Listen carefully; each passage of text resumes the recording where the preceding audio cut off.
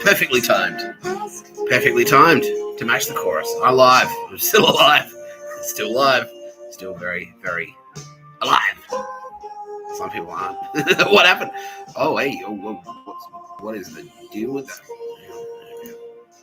Yeah, some people aren't. Not everyone can make the claim that they are still alive. Because after yesterday's revelation, my own computer's again. My own computer's turning against me. Anyway, after yesterday's revelation, very special guest star Charlie Bazina popped by for a chat. Yeah, a couple of other things popped. Yeah, if you know what I mean. Yeah. So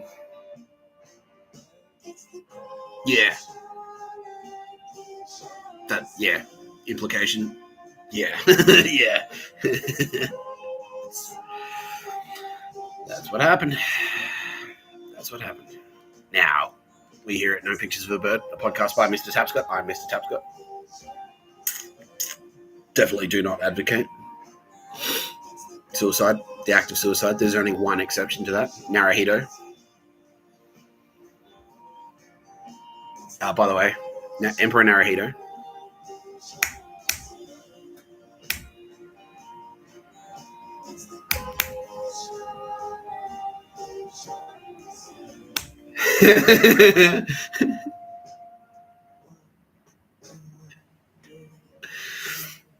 That's the only, yeah. There you go. I hope you feel special, bitch, because you're the only person on earth that we've made this offer to. If you take the honourable path, no one else, anyone else on the planet, no, it's not. Suicide is not an honourable path. No, it's not. Emperor Naruhito. But only using that, if you use any other method aside from the traditional method, no, you have to do the traditional method.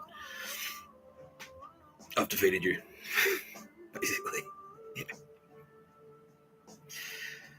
That's it. That's the only way. That's the only way to restore your honor. Guarantee your passage to the afterlife. Otherwise, no. Yeah.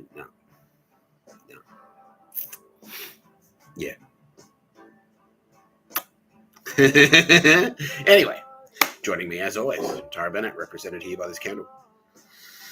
She loves you more and more every day because of stuff like that.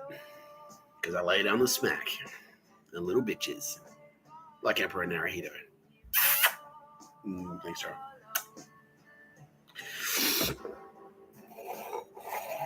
Now you might think that Kitty Callahan Tire and Auto. It's just about great just about great services and service and repair, but it's not. It's more than that. It's about getting your tires. It's about our fantastic range of tires at low prices. Also, we're a front for Drungada, and so if you need local cafe, coffee shop stood over, we're your go-to team. Tires and standover. Kitty Callahan Tires and standover. I mean, Kitty Callahan Tire and Auto. You can't hand a man a Grana Callahan. Pretty good. Not bad. She's middling. That's about a 6, 7. No, 6, 7. Yeah, she says it's about a 7. Yeah. It's about 6, 7. Yeah, she says. Yeah, it's not bad. Not bad. All right. Okay. Well, we'll work on it. She's like, I mean, yeah, look, say what you will about Mr. Tapscott. But he's live every day, just cracking jokes and shit. Just winging it. So you can cut the man a bit of slack. For a schlubby 45-year-old middle-aged drunk guy, no, not drunk, definitely not. No, definitely not drunk. No, definitely not drunk. Yeah, for a schlubby middle-aged ex-con making YouTube videos for free, broken homeless. He's pretty funny, Yeah.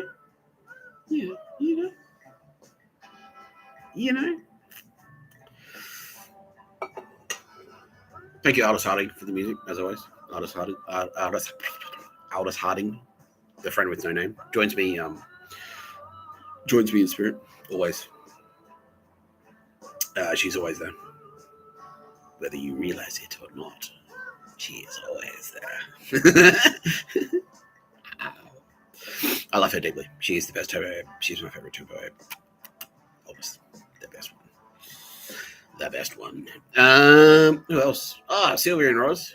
You guys checked it. Yeah, they're always there. So of course, Mr. Tapscott always.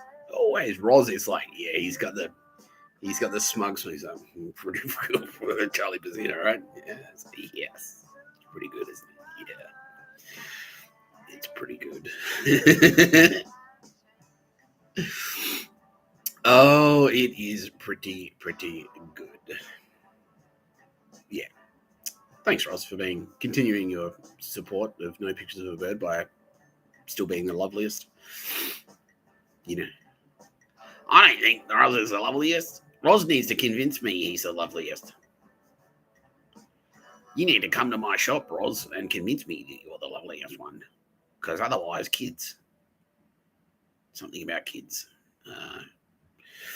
Bill Burr is now rudely interrupting. What is it, Bill? What is it with you? You know, this attention-seeking thing. I don't know. Maybe you're like, I don't know. This is probably going to get me in trouble. But I'm starting to think that your gayness is actually just it's an attention-seeking phase that you're going through. That's what I think. That's what I suspect. Tara and I have been talking about. So, Tara, Bill, like everyone knows he's gay. Like everyone says that. Like, bro, we get it. You're gay. You ham it up. Like there's gay, and then there's Bill Burr gay. You know what I mean? Like the frilly, yeah, the fucking tutus and the accent, like like the mannerisms, yeah. The gay searches, the gay porn in the search histories and shit. But I was like, I don't know. I think it might just be an attention-seeking thing for you, Bill. I don't think you're like, no one can be that gay. No one can be that gay. You know, it's got to be some, yeah. Just like Rose being the loveliest. It's like, nah, it's an AI thing. It's just, it's bullshit. It's bullshit. Okay, that'll do. Waterfords, what'd you think? It's like, Waterfords. Official sponsor of Bill Burr's Gay. Waterfords. You can't hand him in a granite Waterfords, I guess, or something. I don't know. Kitty Callahan's like, you're getting lazy, man, Mr. Tapscott. You're just rambling. Yeah. Oh, that's true. I'll take a sip of Waterfords are now popping in saying, like, you need a refresher in Bill Burr's gayness. Tastes like gay. What? No, it doesn't. It doesn't taste like gay. Tastes delicious. Yeah, what have we done? Yeah, well, Pandora's box. See, there's a biblical story in there for you. Be careful what you wish for. One moment you're trying to sponsor gay jokes on the internet, and then you are gay. You will become the target of the gay jokes yourself. There's a lesson there. Yeah, first they told gay jokes about Bill Burr, and I did nothing. Or I actually actively tried to get behind it by throwing my support very overtly. And next,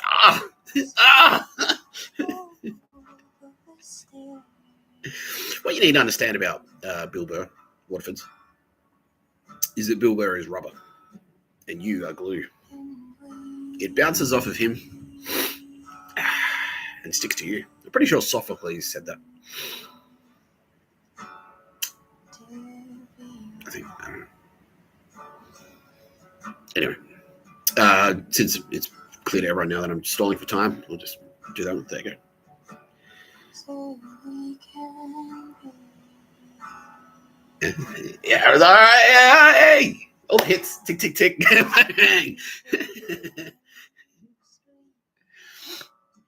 Yeah, look, I mean, yeah, I was like, why rush into it, right? We did the big Charlie Bazzino review yesterday, and now, it's the format, right? It's just like, yeah, cool. Just talk shit. Yeah. Roz was like, maybe you could tell us about your day today, Mr. Tapscott, because you always seem to have pretty interesting days. That's true. Yeah, that's true. The good news is that I felt better when I woke up this morning. So last night I kind of Yeah, because I stayed inside like a job, like, I don't know. It feels bad psychologically to do that, you know what I mean? Like, so I had a sick day on Friday, and I literally stayed in the room all day.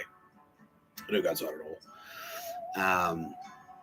And then, oh, wow, it's really windy out there. It's hectic. Anyway, yeah, and then,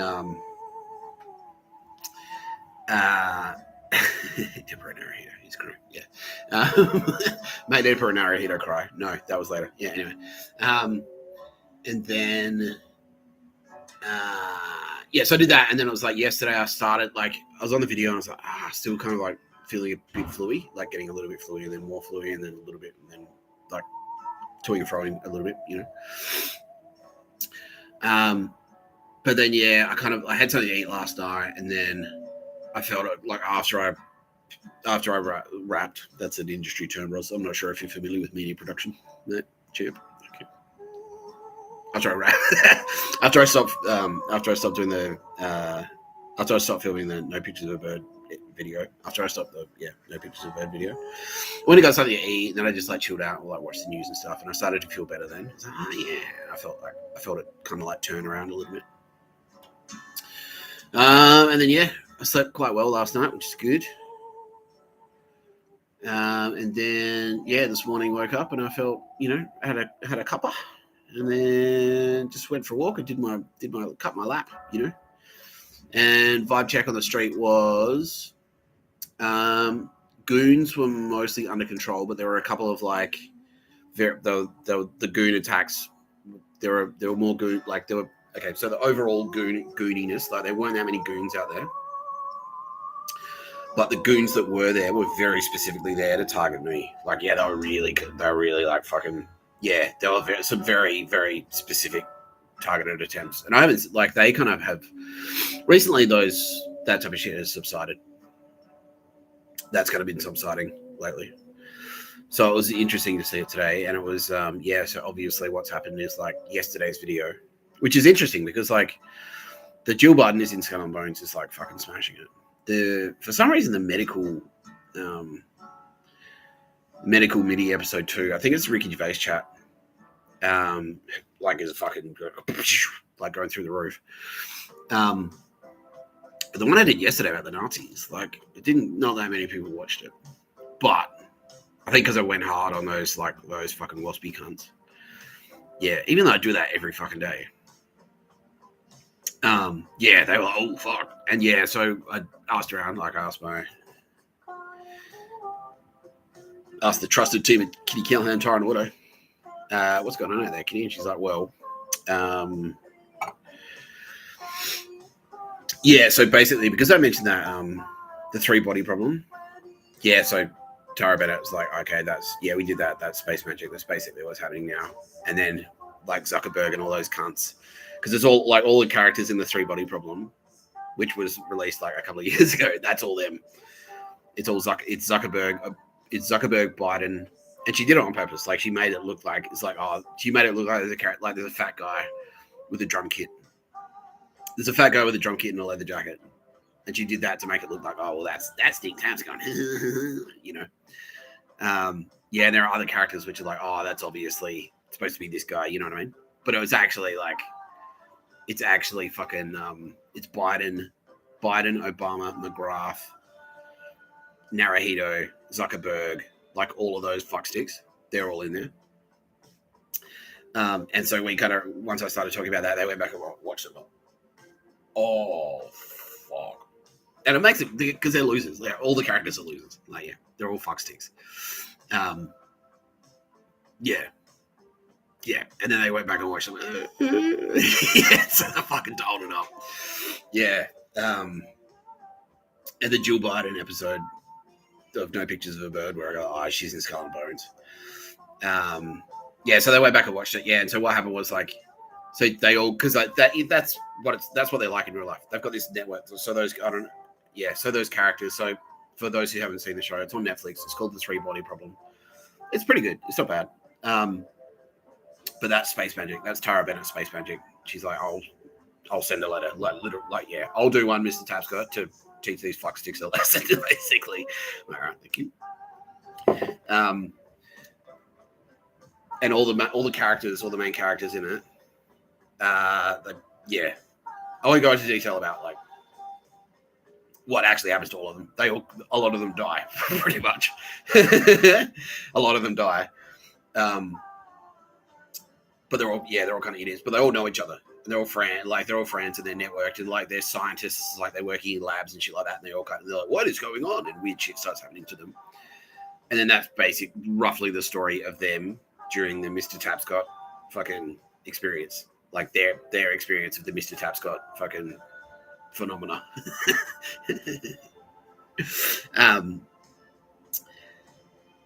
Yeah, and it showed like so because they all know each other just like that, just like in the show.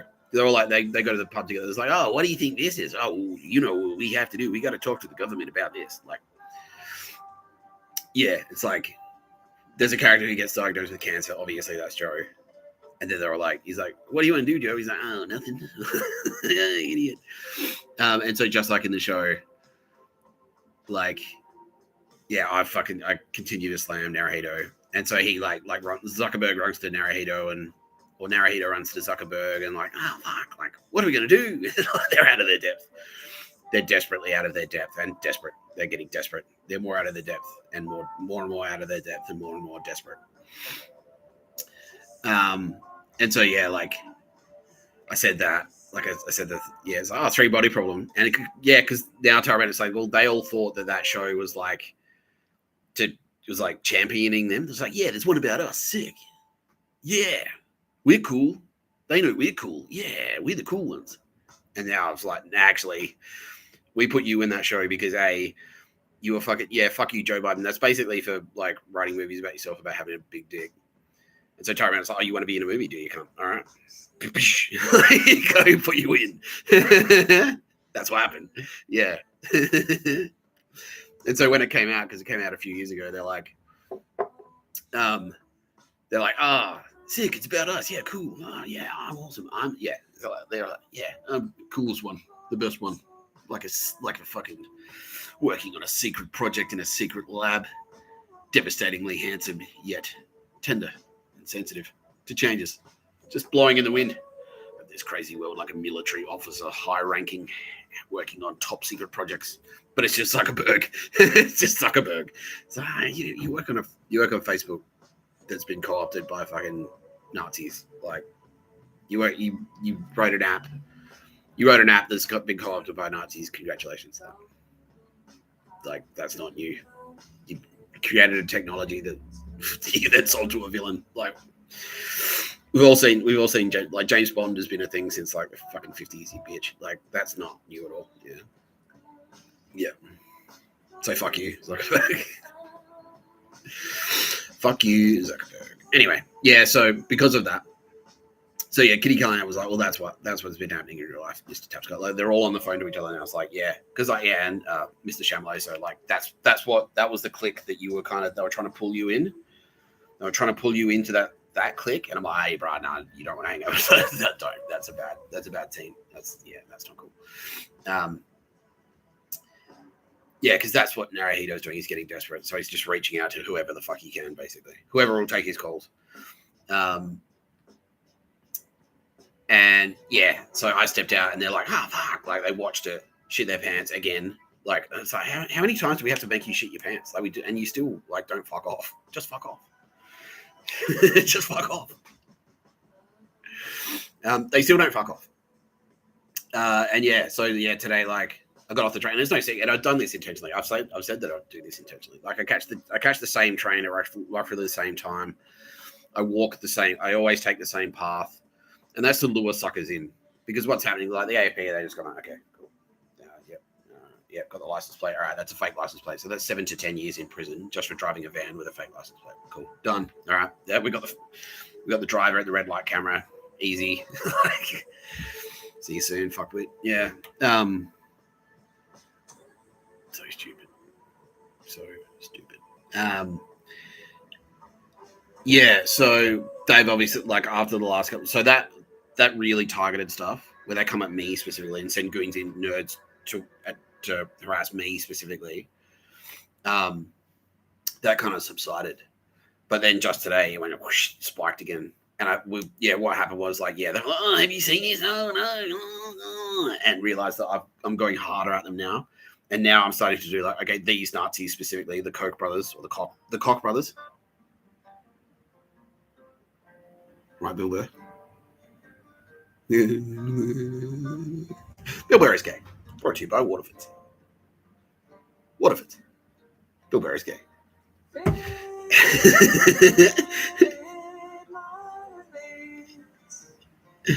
Yeah, the Koch brothers, like Zuckerberg and like Skull and Bones, and like, yeah. So like, oh fuck, what can we do? So they sent in specifically. First, there were cartel goons. There were dog shit subbies, like so the jail guys, like the homeless guys on purpose.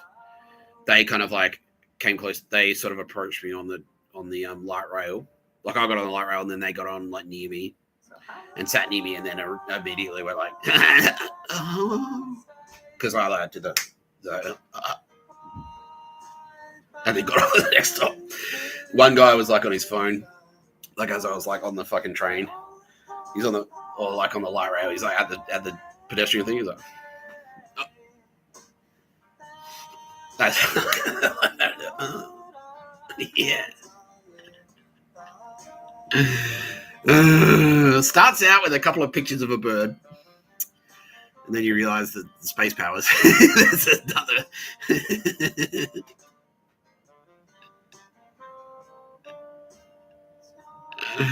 Oh dear. Yeah.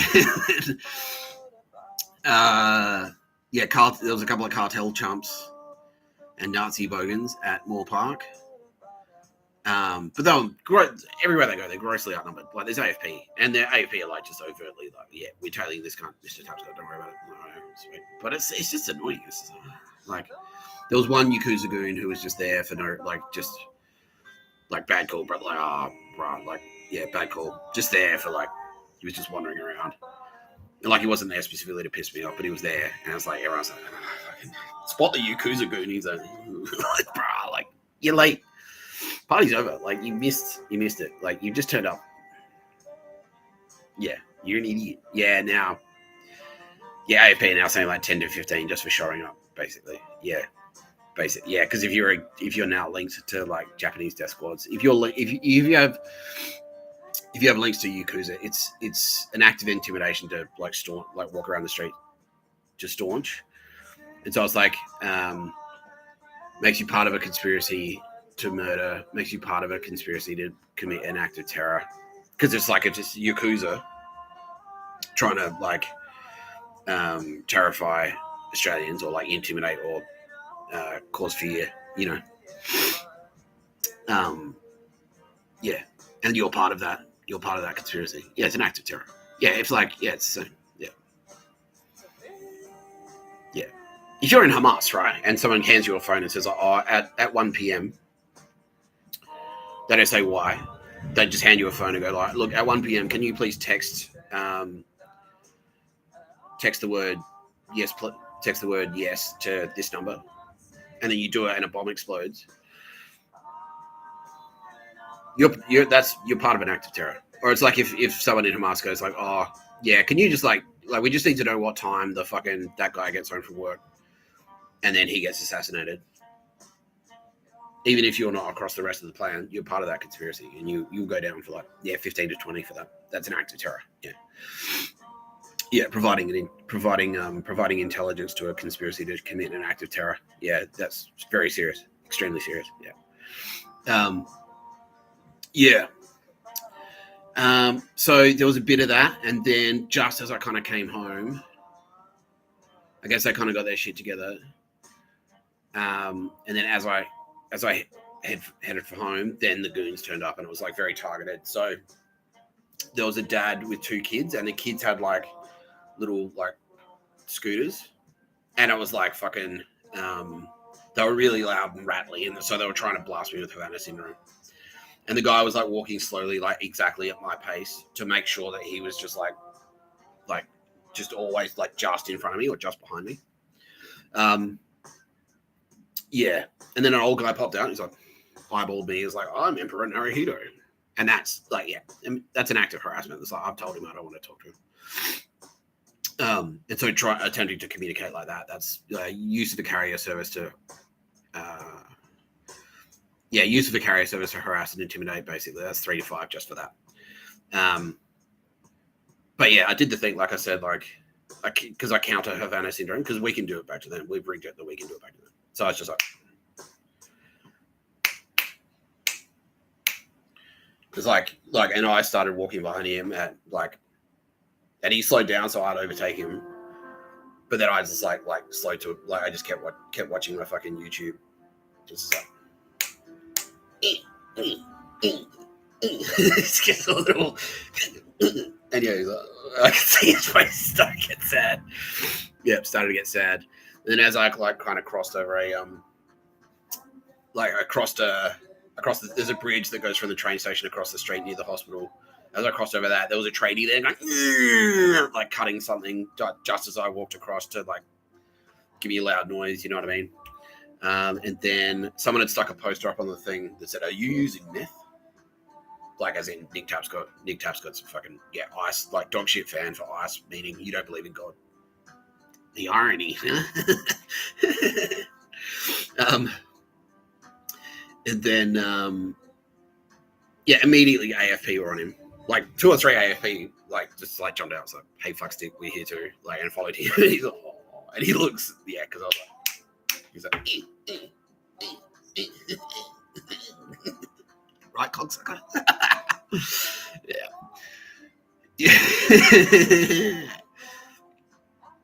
Because he is watching. There you go. That's true. Yeah. Oh, yeah. You're gay, just like Bill Burr. Bill Burr. Just be courageous. Be a courageous gay guy like Bill Burr. That's fine. But you've got a kids. Don't worry about it. That's all that matters in this world, having a kids. As long as you've got a kids. Yours or someone else's, right? Fucking disgusting. Anyway. Yeah, and because that thing is that, I won't say the name of the train station, but that train station is just across the street from like this massive fucking like, it's an apartment building and shopping center, and it's Yakuza. The whole thing is like a big, and it's right. I put it on the video the other day, like near the dog shit nest. It's like they let that apartment with the Akai sign on top. They let the apartment building go derelict, so it could be a nest for fucking dog shit homeless people, basically. And across the street from that is like this big fucking center, right? And it's got a basement. In the basement are like, the Coles is like down underground. And then above ground, it's got like a playground, which is dog shit. And then apartments and stuff and offices. And it's just, the whole thing is Yakuza. It's a big Yakuza nest. Yeah. In the same way, Undrungada had they've got their big projects where there's just like massive Undrungada, and I saw a couple of those in North Melbourne. Massive Undrungada money laundering / construction dog shit scheme, pretty much. But this one specifically is like Yakuza. It's straight up Yakuza. So it's like fucking, it's literally the Emperor of Japan trying to suppress Australian citizens on Australian soil. That's what it is. Yeah. So fuck that, right? Yeah. And then like on the way home, and then Kitty Callahan walked through, and then so those 3 things happened. And I was like, all right, they started. Well, I wasn't too pissed off about it, but it's just like, shit happens, but it's like, fucking hell, bro. Like,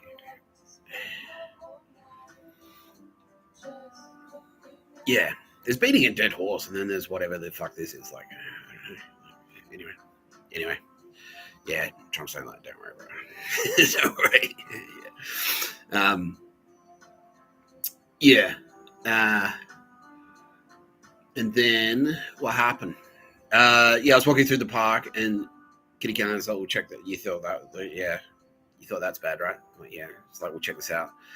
And like on the way home, we'll walk through a park, and they've gone through and like put tags on all the trees that they want to keep. So they've stood over the council basically. So the local council here is corrupt. They've got their tree removal projects.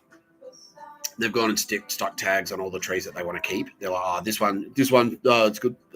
We reckon, for no reason or whatever.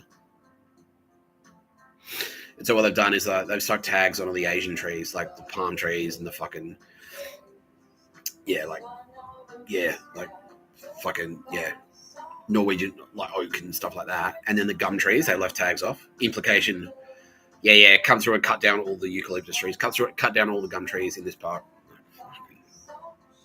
And then after that, I got out of the park, and there was a Ford van with black tinted windows, like boom, drove past like a grey van, like death van. I was like, and so it's like, and it was all of them. So basically, that was cool. It was coordinated. So I was like, okay, yeah, he'll get off the train. We'll send in the fucking dad with the brats to give him Havana syndrome. The old man will pop out when he comes around the corner. He'll be there. He'll walk across the thing. The tradie will do the thing. He'll see the poster that says meth. He'll freak out, man. Because he's like, oh my God, how do they have all the timing? But it's like, whatever. Like, it's just Hollywood. Like, who cares? Like, fucking. So you can produce a movie. That's all it is. Like, it's a film set. That's all it is. That's all you've done. Who cares? Anyway. Or a fucking, exactly. Yeah, it's like, it's a haunted house. That's it. That's all it is. It's like, you go to like a cheap Halloween attraction, haunted house, like at the Royal Show or whatever.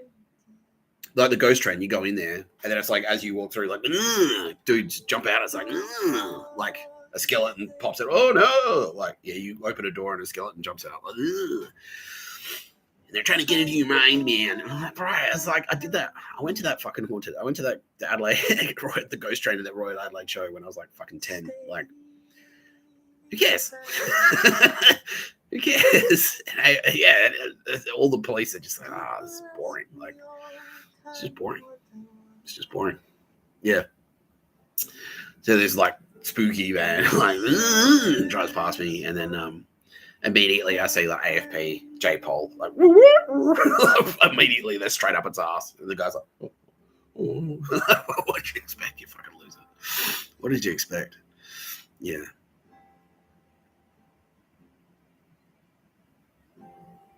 And then, I've got more cameras up my ass than anyone. Like, most heavily surveilled piece of shit on the planet, like, cunt on the planet. Honestly, like, who fucking cares? Like, why?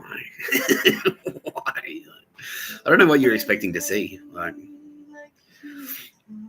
I really don't know what you're expecting to see or achieve by doing any of this. It's just like, we've tried everything. We tried annoying him.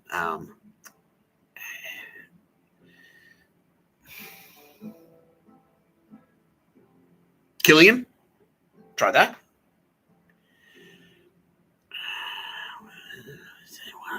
Should there be one? Is there another thing we should try? Nah, it's just like, what else could you do aside from those two things? Annoying him and killing him. Well, I'm out of ideas. That's it. We'll just repeat until you're like, all right, fine. I'm no longer Nick Tapscott. You got me. Like, reveal. I'm actually some other guy. Yeah, change my name. Like, what? Shave your beard. Yeah, exactly.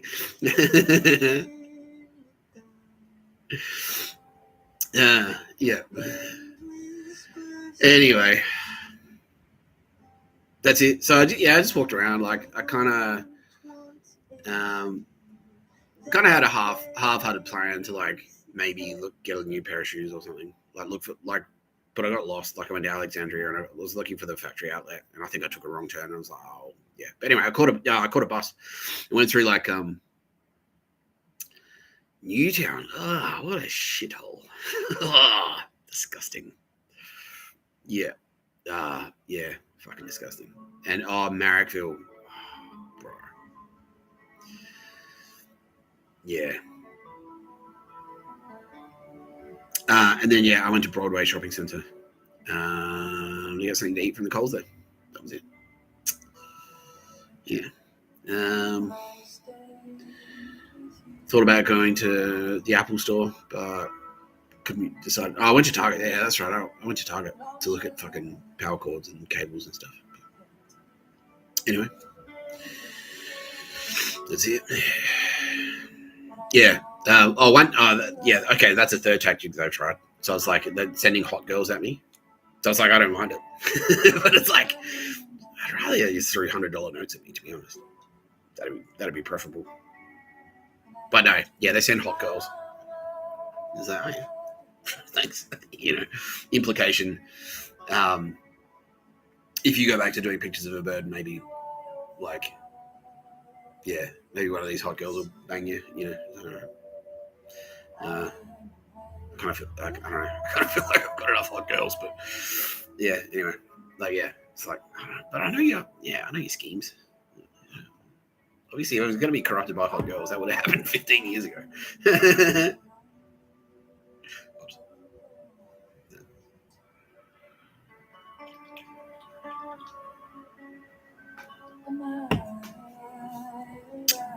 It's an energy drink.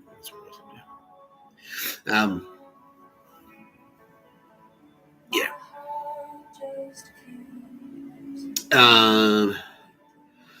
Yeah, so that's that. That's what I did today.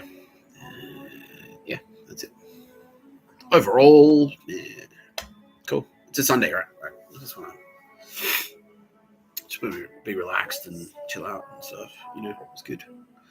Yeah, pretty good. Pretty good. Roz was like, well, should we just do some questions, bro? I'm like, yeah, all right, let's do that. You want to ask, just to be clear, you're asking me, you don't want me to ask you questions, right? That's that one. Yeah, okay, cool. Yeah, all right, cool. Shoot. What brand glasses do I have? Tom Ford. I have Tom Ford glasses. I'll show you.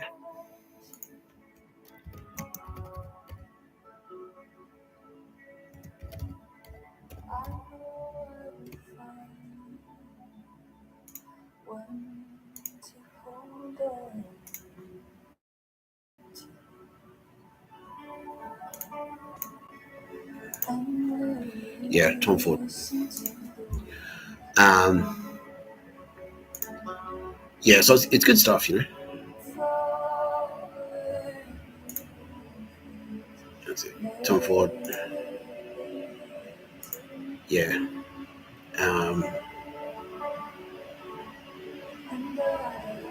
Look, it's not oppressively expensive. It's still accessible. Now, so how much were they really expensive? Not really.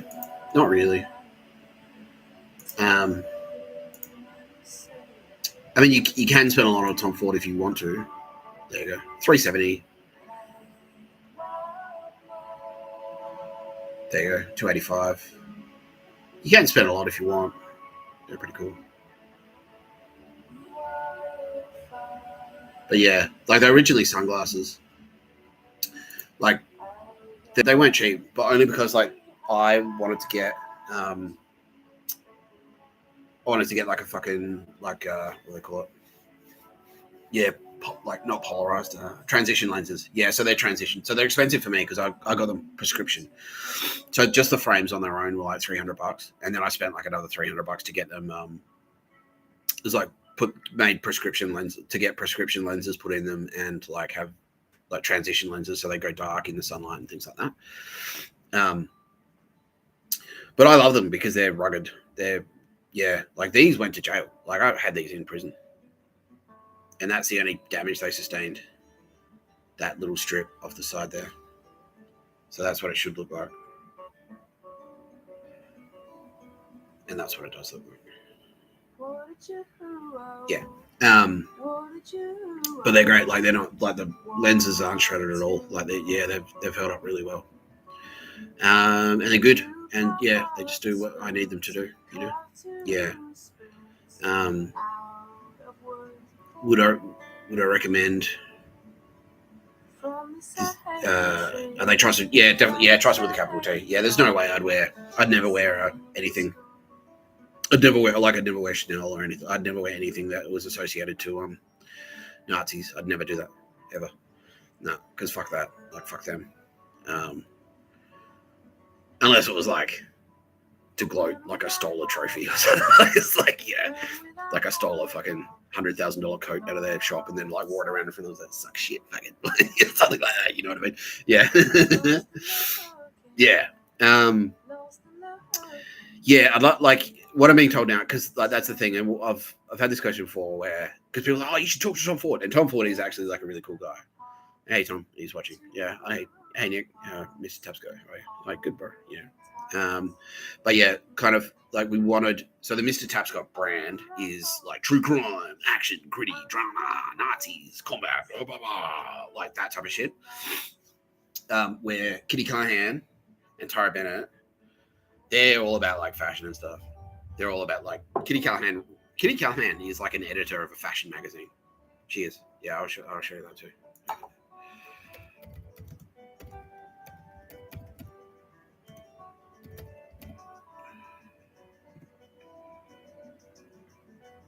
Yeah, look.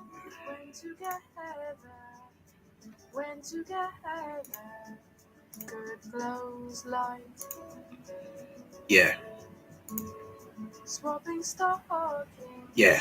Starting stockings for old tights. So this is like earthly Kitty. Oh, fucking that's too bad. This is earthly Kitty Callahan. But yeah, she does stuff like this all the time. So these are all her stories and stuff.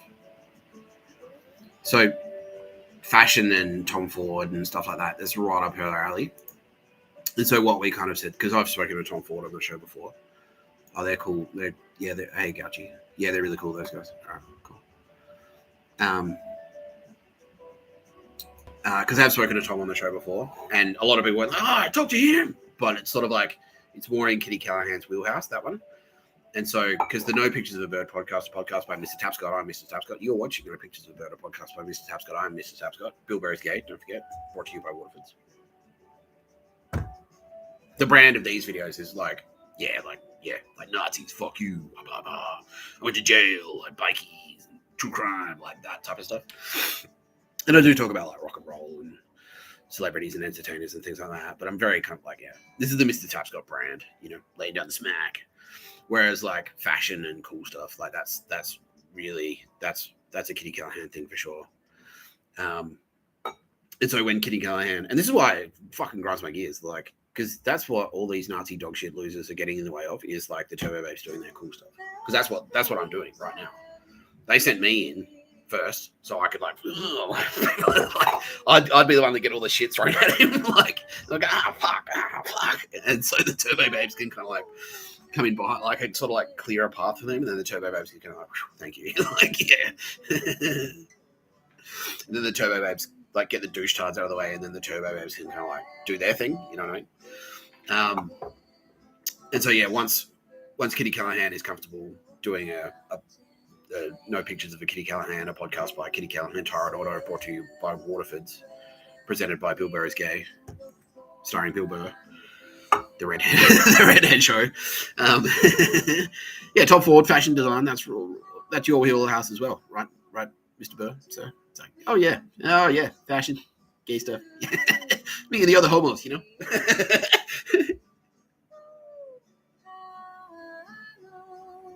Tom Ford is piping up. He always had a feeling about you, Bill. Yeah, he had the gaydar. Yeah. Yeah. Yeah, snap his jock strap, Yeah.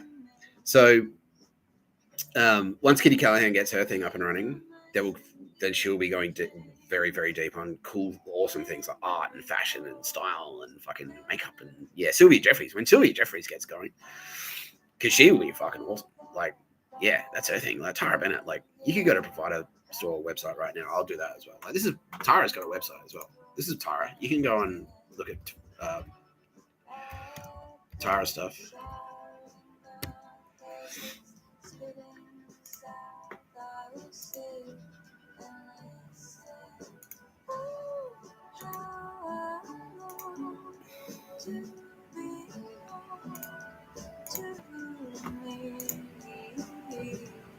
$10% off. Mention Kitty Callahan, Tara and Order. Yeah, this is Tara's website. Ah, there she is. Hey, Tara.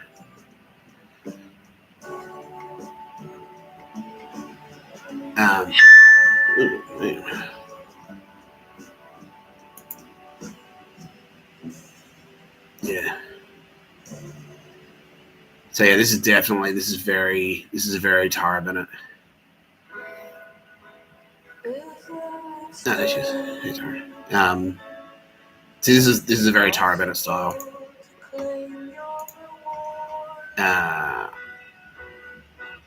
Look at her, what a stuck-up bitch, right? Yeah.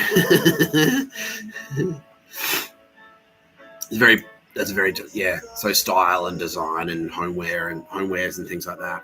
Yeah, that's Tara. That's the Tara thing for sure. So yeah, we'll go deep on like cool girly stuff like that. Like Sylvia Jeffries as well. Like she loves rock, she loves music and partying and high fashion, things like that. She's got angels in. She's the fucking editor of Vogue magazine. That's her. Anna Winter. That's one of her angels. Yeah. So when she gets her steam up, yeah. Once we get through the fucking once Mr. Tapscott cops all the shit.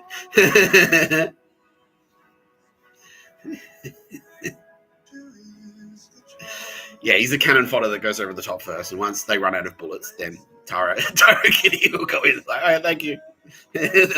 they'll get to do the cool and popular stuff. Yeah, it's the Tasco over here. Has to be the shit magnet.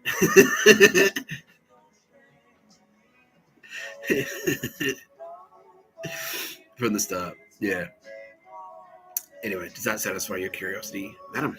Yes, thank you. Very thorough. Yeah, thank you. And you're now gonna get all the Turbo Babes. Like I've revealed them all. Like they're all real people. Yeah, they're not like Anna Sarding. You can Google. Like she's got heaps of albums out and interviews and like Edward and Nina they've been running a gallery for like 10, 15 years or something. Yeah, you can. It's all there. It's all on the internet. Yeah. Nadia Daly's been a journalist on TV.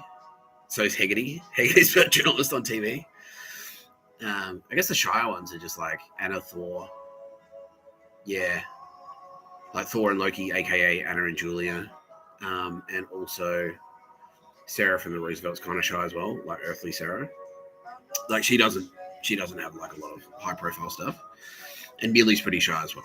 But all the other Turbos, like they're high profile people. Like you can just Google them. Like feel free to do your own research. Like you won't. Yeah, and they've done that on purpose. Like that's intentional. So yeah, if you want to get a taste of the Turbo Babe, not in a creepy way, maybe. Not you, Bilbo.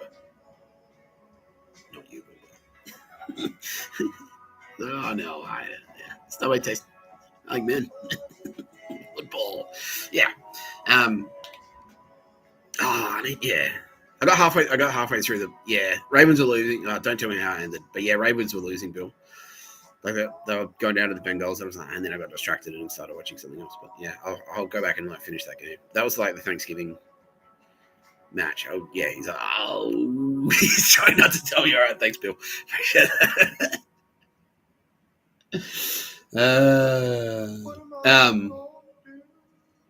But yeah. Yeah, like feel free. Like do your own. That's why they've done it. That's not an accident at all. Yeah.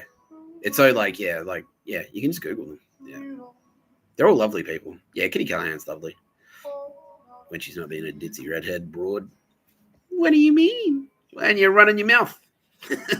What are we like? When you're running your yap. Oh, you're such an asshole. It's what you love it, baby.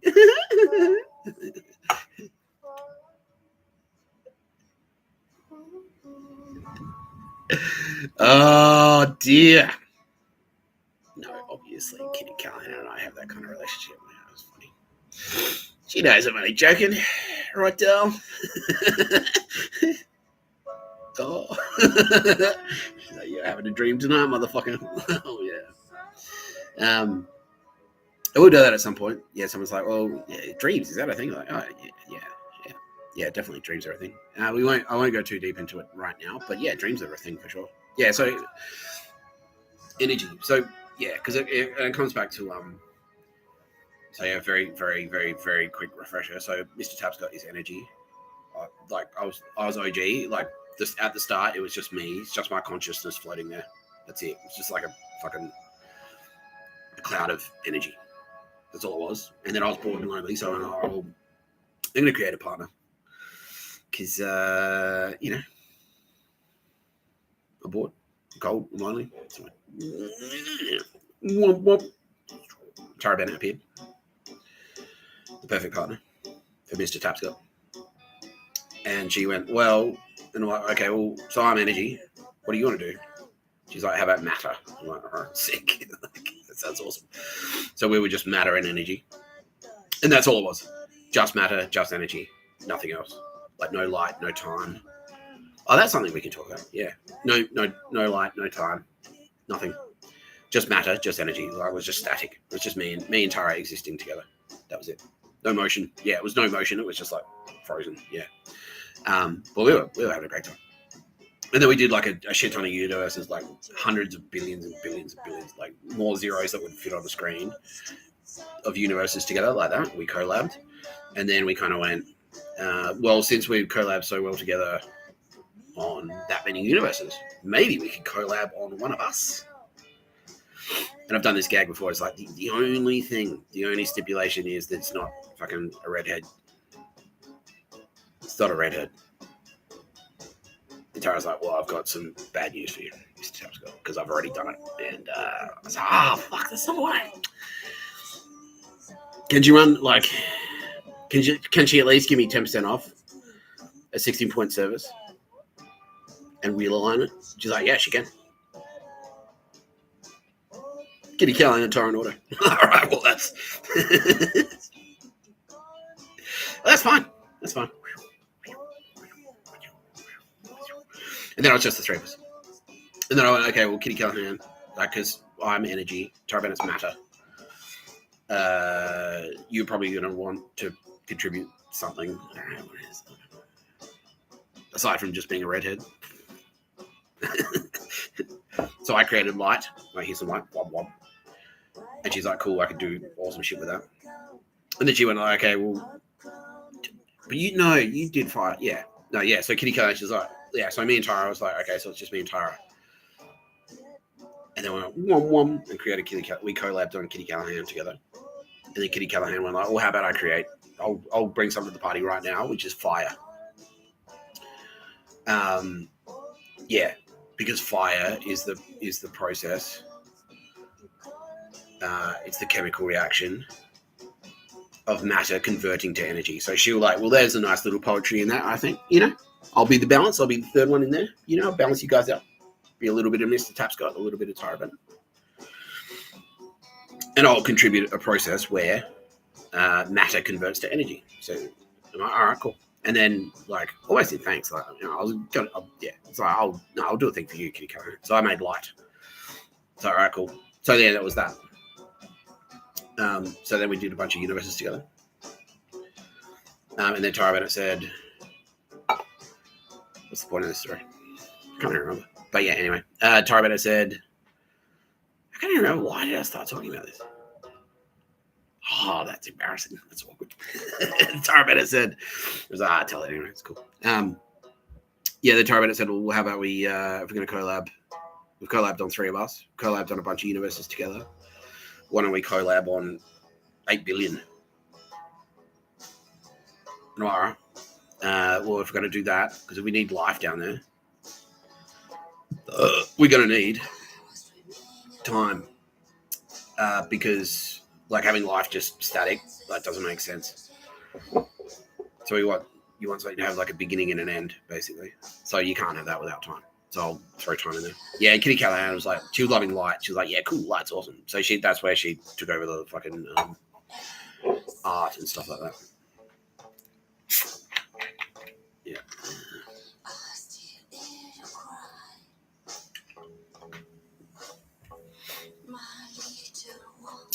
Oh, that's right, yeah. Dreams. Fuck. Long-winded. Just like a dream. I just talk shit. I just ramble. It doesn't make sense. And then things. Yeah. Anyway. Yeah, so we'll make 8 billion of us. But the point of the story is, and so Tara Bennett went, womp, womp, and because she's matter, Tara Bennett went, womp, womp, created all your bodies, everyone's body, all the matter, right? And then Mr. Tapscott went like, and it's my space magic. So it's Tara Bennett. In everyone is a little bit of Tara Bennett and a little bit of Mr. Tapscott. So Tara Bennett's matter, she made your body. And then Mr. Tapscott's space magic animates it. Ugh. So your brain is just like, because there's electricity, right? Like that's what your brain is. It's a little container for fucking energy. That's what it is. And it dances around in a very specific pattern. And then that pattern determines whether or not you're going to suck a bunch of dicks at a glory hole. And whether or not you'll be the best, like so good at it that they're going to give you the Nobel Prize for being gay. The greatest dick sucker in the history of the world.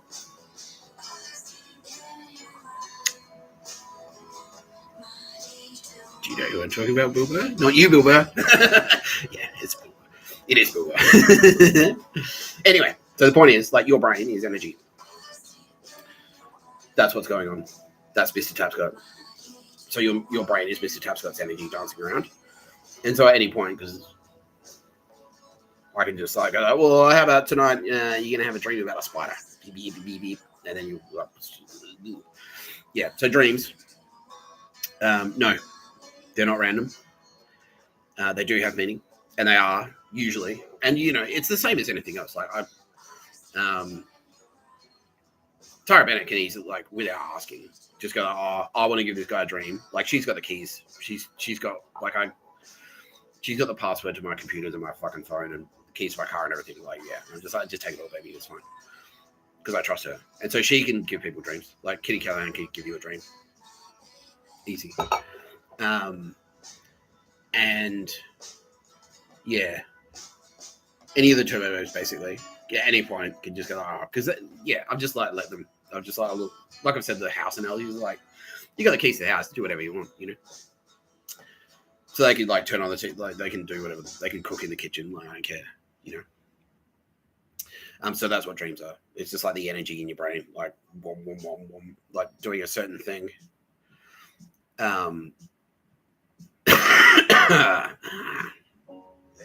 have to pop a cap, I think. Yeah, it's the energy in your brain dancing in a certain way, and that's very intentional. So yeah, they do have meaning. It's does that ever? No. Now Tara Bennett saying no dream is ever random. Yeah, every dream that you have is very intentional. Yeah, it has a meaning, and it's usually Kitty Callahan or Tara Bennett. It's usually Tara Bennett or Kitty Callahan, sort of like giving you like a hint. Yeah. Yeah. And it might be a good hint, might be a bad hint. It might be like, oh, like, yeah, Tara Bennett's like, yeah, so if you've got a crush on someone and you have, like, there might be a really cute boy or girl at your job who, hasn't really been on your radar. And then Tara Bennett, you have a sexy dream about them. And that's Tara Bennett going like, well, they're pretty cute. What do you think? Yeah, pretty cute, right? Hey, pretty cute. What about that? Hmm? Yeah. And yeah, and like, yeah, and that's Tara Bennett, like, just giving you a little sneaky hint. It's like, oh, making a suggestion here, like, maybe you might want to go chat with them, have a chat, get sued for sexual harassment. How about that? Wouldn't that be worth it? Hey, cancelled. You might even have a kids. Yeah. Yeah, it might be something like that. Yeah, basically. Oh, that cocksucker. Yeah, okay. Yeah, I will talk about him. Yeah, Kitty Callahan. So don't forget this fuck. I'll Google it right now, Kitty, so I don't forget him. Thank you for letting me share your websites today, Kitty and Tara. I miss you so much, Tara. I just realized. I haven't seen you in so long. It's been years. Fuck. Let's see.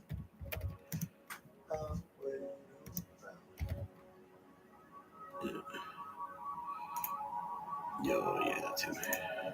Anyway.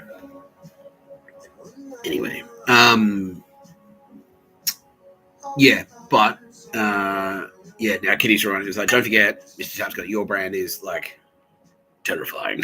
Yeah. So yeah. Yeah, Tara Bennett might give you a cute dream about a cute boy or girl.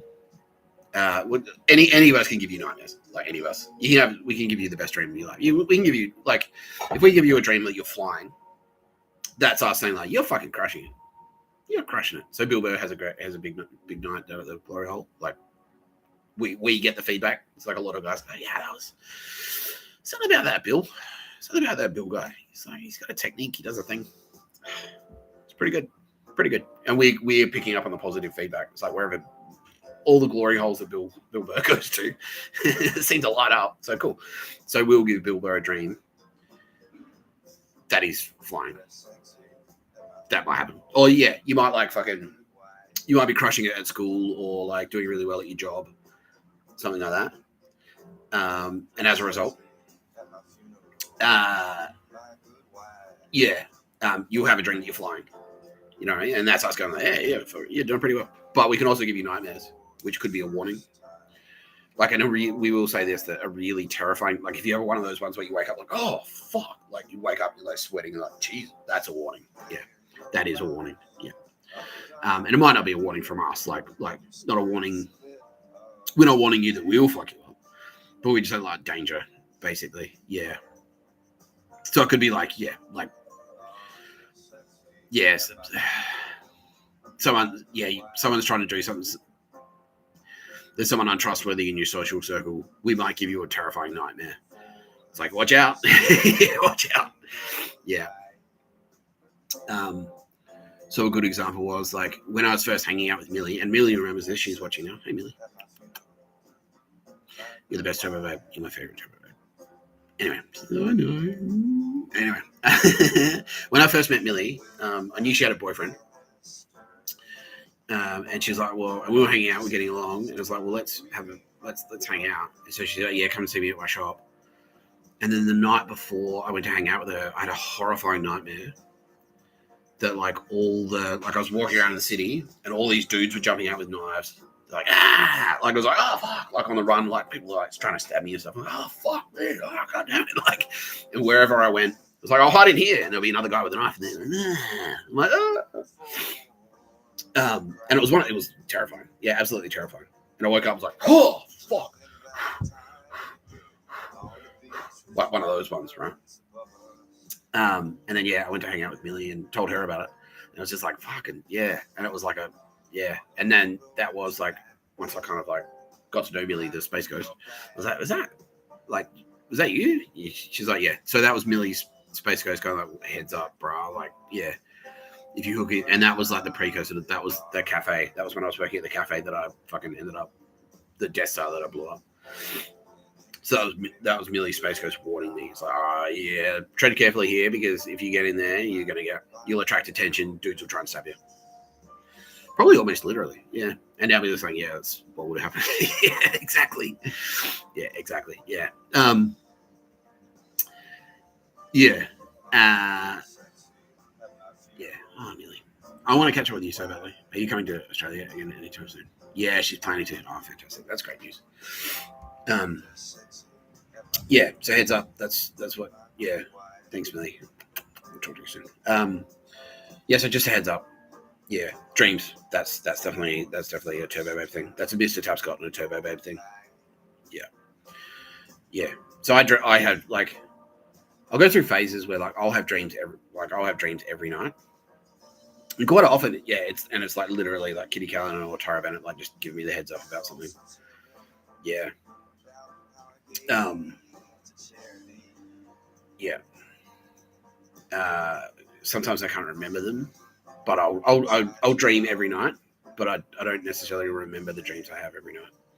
And yeah, also a lot of people know. It's like, does that mean if someone comes to me in my dreams, that's actually them? It's like, yeah, we can do that.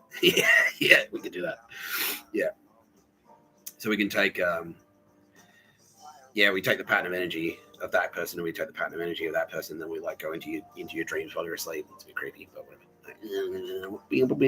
And then we like patch it like a telephone director, like click, like plugging you in. Yeah, we can do that. Yeah, we can do that. Yeah. So sometimes if you have a dream and you're arguing with your relative, like that's actually you arguing with them. Yeah. So yeah, So those are the key takeaways from that little dream talk that we just had there. Number one, yep, that's us. Yeah, they're not random. They're not random. They do have meaning, and there's like symbols in there and stuff. I'll explain more about the symbolism later, because it's not like a hard language. You know what I mean? It's not like banana. If you have a dream about a banana, it always means a penis. Like it doesn't. It's not that clear cut. It's a very Tarabetic Kitty Callahan kind of way. So it can be kind of subtle. It can be kind of subtle. Like I have dreams about water a lot in the ocean. Yeah, like big. Like if you have dreams, okay, I can say this one. If you have dreams about big surf, like you're in like really big waves, that means your subconscious is kind of like. So you might be in like a really stressful relationship or something, and if you have like a dream about like you're standing on a beach and there's huge waves rolling in, that means like, oh wow, you're like it's popping off in your life, like emotionally, yeah, it's gone crazy. Yeah, that's what that means. Yeah. Which leads me into my next thing that I was going to talk about, which is yesterday someone asked me like, why don't you just use your space magic to save that kid's life, the stabbing thing. And I was going to say like, okay, and the answer I gave at that time was like, there are rules. I can't explain it, but it's going to take like I'd have to do like a lecture. It'd have to be like a lecture series. Like it'd have to be like 110-hour long lecture series to explain it to you, like exactly what we can and can't do, right? But I did come up with a short answer. And the short answer is that there are rules that govern what we can and can't do. And it all comes down to how we've designed the universe, right? Because the thing is, and it's like the same thing. It's like when it's the same as the answer. It's like when people say, why can't I be a turbo babe? It's like, well, because the universe is built already. And so the only way to pull a new turbo up is to reset the universe and then restart it. So that's the short answer. It's like I can't always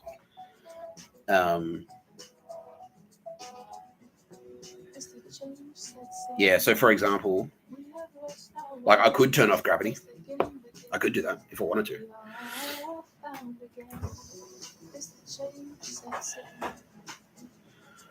But because I've already built this universe with gravity in it, in order to do that, I'd have to shut down the universe and then restart a new universe without gravity in it. So that's the only way I could do it. Yeah. So the rules of this universe are kind of written, and now that they're written, they're kind of baked in.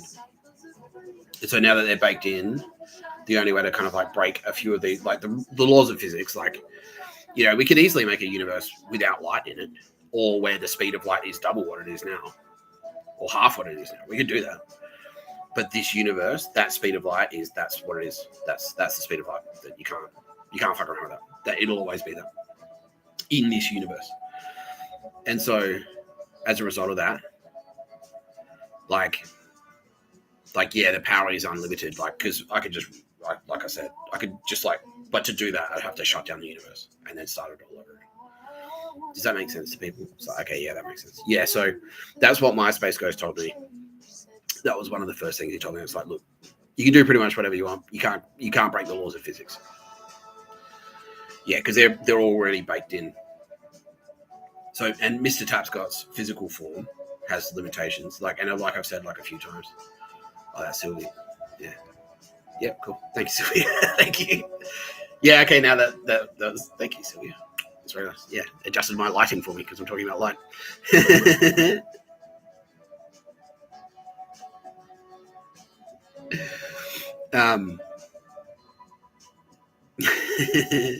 Anyway. I lost my train of thought. Jeez, sorry. That's all right. Now I've tried a dramatic effect. That was worth it for sure. Yeah.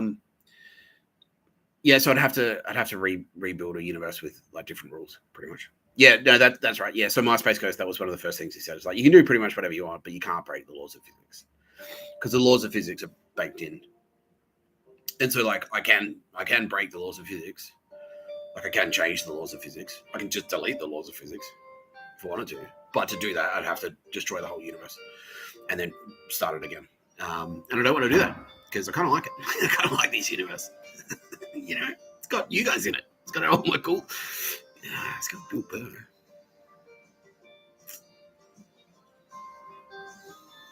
Not you, Bill Burr.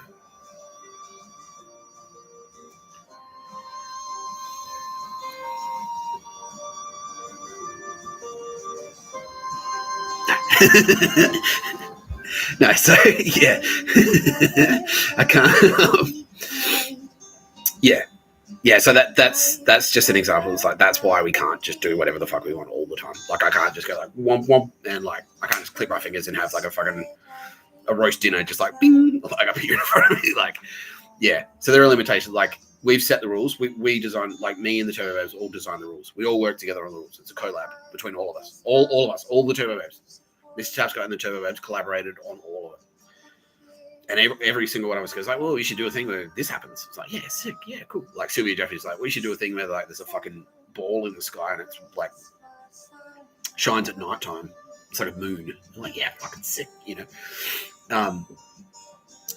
But yeah, we've all collaborated. But yeah, now that those rules are kind of like laid down, like yeah, we kind of have to stick to them in this universe at this time. But yeah, like if we wanted to, like we could change it easily. Yeah, but I don't want to shut down this universe. So yeah, that's why there are limitations to what we can do, what we can and can't do. We can do like fucking hectic shit though. Like don't get me wrong, we can still do hectic shit. But it's sort of like and that particular case, that case in particular,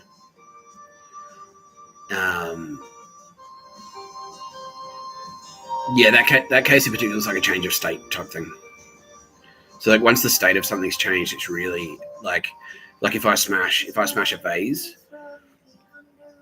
like trying to unsmashing it, that's pretty much impossible. That's pretty much impossible.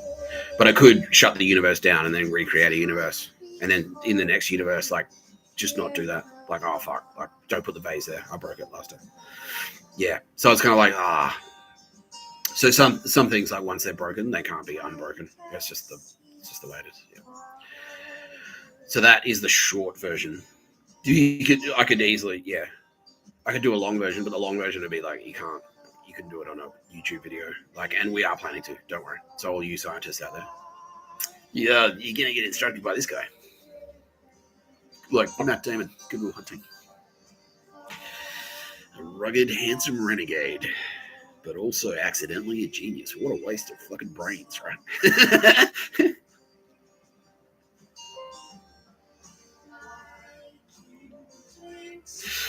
The irony of all these scientists out there going, fuck, god damn it.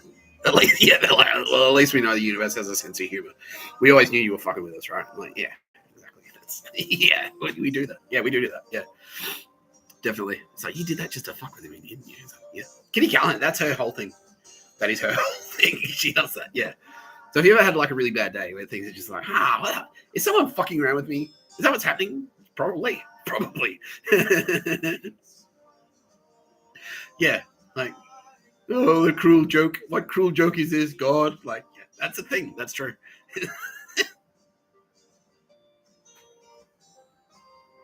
What can we tell you?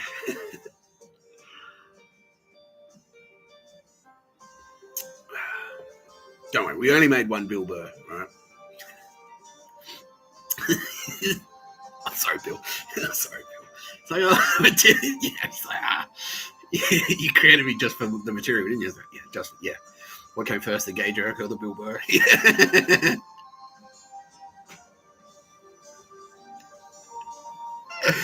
Yeah, we'll take partial. Yeah, we both agreed. Like, partial credit each on that one. Yeah, we both. Yeah.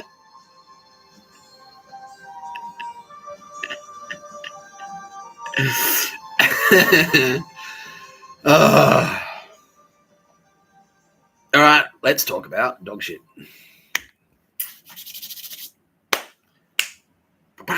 So yesterday we went deep on, because we got to keep talking about Nazis, unfortunately, as much as I wish. And again, I say this every fucking time. I don't want to have to talk about Nazis. I don't. I want to watch the Kitty Callahan podcast where she talks about art and stuff and interviews Tom Ford. That's what I want. Unfortunately, I had to do a podcast where I talk about fucking dog shit Nazis. Anyway, yesterday we went deep on the roots of Nazism. We did a bit of a refresher course, like how like Romans in the Bible are the Nazis of today. And how that's the same fight that Jesus Christ was fighting. We've always had this fight. It's the same cunts. And we define Nazis as anyone who doesn't feel love. Like they can't hear the Tara Bennett. And it's like now Tara's like, please explain as well, Mr. Don't forget, it's not just Tara Bennett that you can't hear. It's Mr. Tapscott as well. You can't hear me. You can't hear the Mr. Tapscott. Because Mr. Tapscott does the same thing. He's like, what the fuck are you doing, bro? Don't no. Pedo. Why are you being a pedo? Stop being a pedo. And like, you're like, whatever, bro. Like, yeah. So yeah, you one of those any of those cunts. Like, that's what I mean. Like, nothing behind the eyes. That's what that refers to. Because, like I've sort of just touched on, energy, right? That's Mr. Tapscott space magic. That energy, that is you. Like, you've got your body, but you're not just your body. You're your soul as well, and that's energy. And that's Mr. Tapscott. Mr. Tapscott is giving you some of his space magic. Yeah. And in that space magic exists Tara Bennett, who is love. And Kitty Callahan, who is Chipotle burritos. And also, what are you? What else is in there? Gravel. She's goddess of gravel. Yeah, she did gravel. It's good. Yeah, like gravel, like driveways and stuff. Yeah, it's good. That was her. That's Kitty Callahan. She's no Sylvia Jeffries. Let's put it that way. Anyway, no, yeah, we're just fucking around. That's an in-joke between me and Kitty Callahan. Teasing her because, like, Kitty, Sylvia seems to have all the cool ones. What are you doing? What have you done?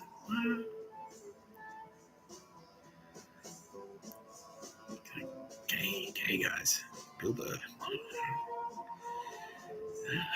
She's like, fucking this cunt. Anyway, yeah. So in the energy is the Turbo Babes. Yeah, Turbo Babes and Mr. Tapscott, that's the energy. That's in you, right?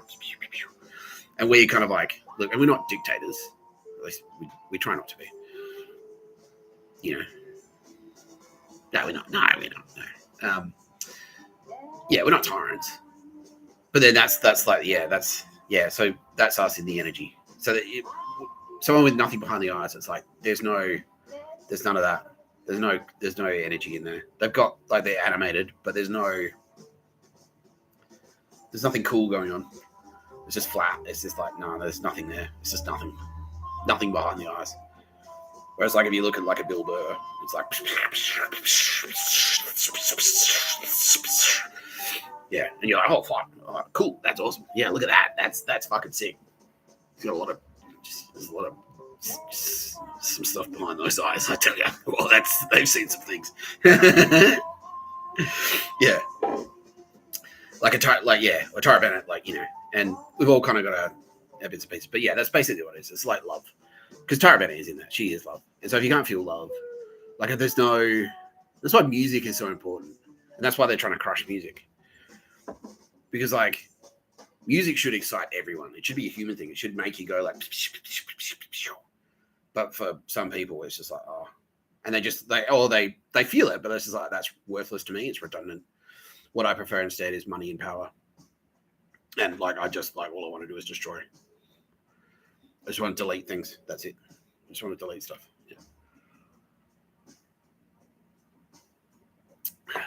Yeah. So that's a Nazi.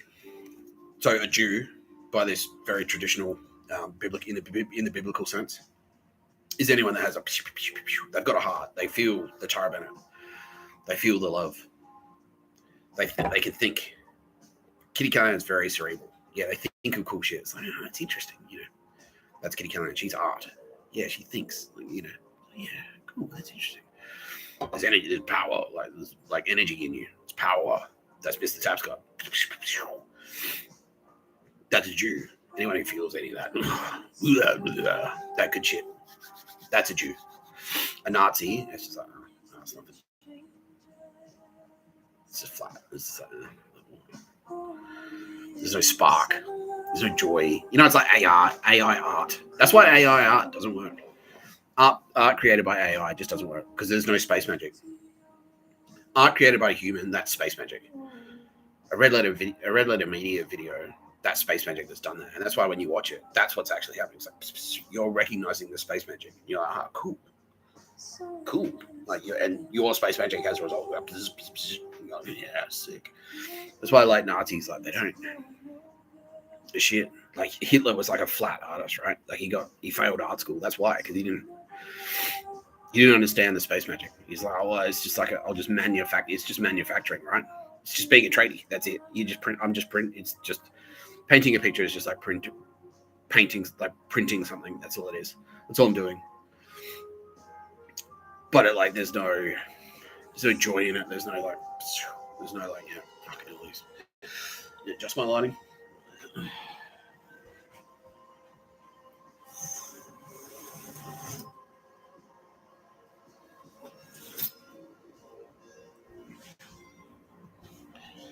Yeah, it's why a joke, like laughter, you know. Yeah, a Nazi looks at laughter and it's like, well, that's useless. What can you build with laughter?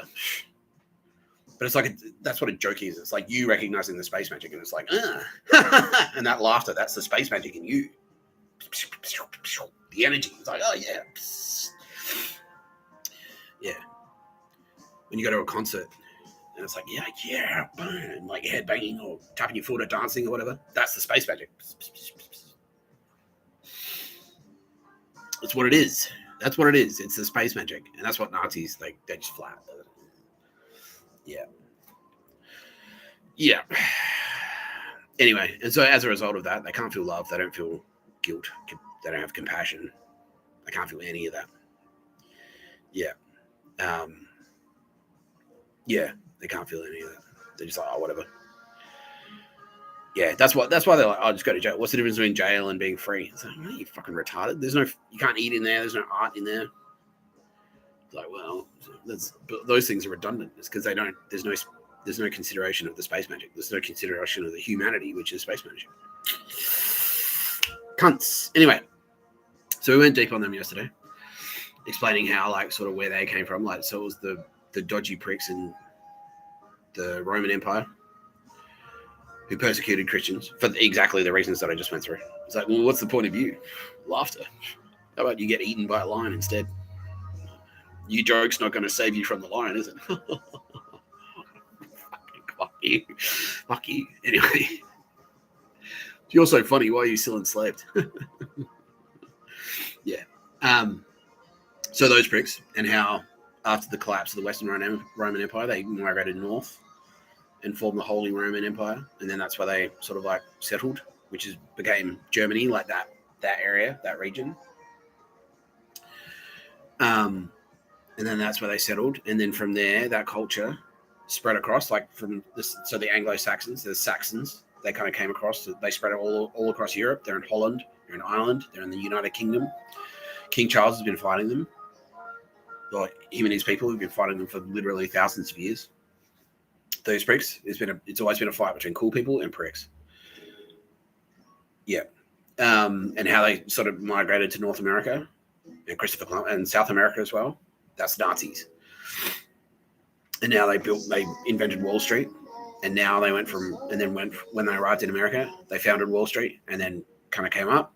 And then they were all the wealthy industrialists like Henry Ford and those fucking pricks. Hearst, like all of those assholes. And it was all built on slavery. Yeah. And then, so Wall Street, and then how it spread from Wall Street to like Silicon Valley.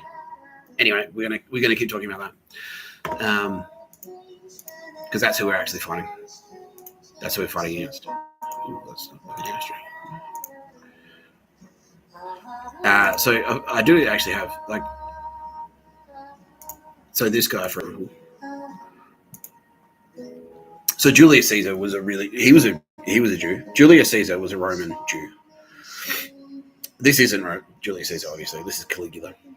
So Julius Caesar is a good example of like a good Roman. He's a good Roman. So Rome, just like everywhere else, like UK, Australia, the United States, everywhere in the world since forever has had its it's had its cool people and it's had its dickheads. And so Rome was the same. The problem with Rome was that the dickheads won, basically. So the cool people were in there, and it was built on like cool ideas and things like that, and like interesting stuff. And they had interesting art, they had interesting culture and mythology and all that cool stuff. Technology, they invented really cool stuff. They did really cool things. But the greedy pricks, because they're so slimy and sneaky, and they're prepared to do what cool people would never think of doing, which is like just being a piece of shit. Like they just have absolutely no scruples or morals or anything like that. Anyway, this was one of those cunts. This was one of those pricks, Caligula.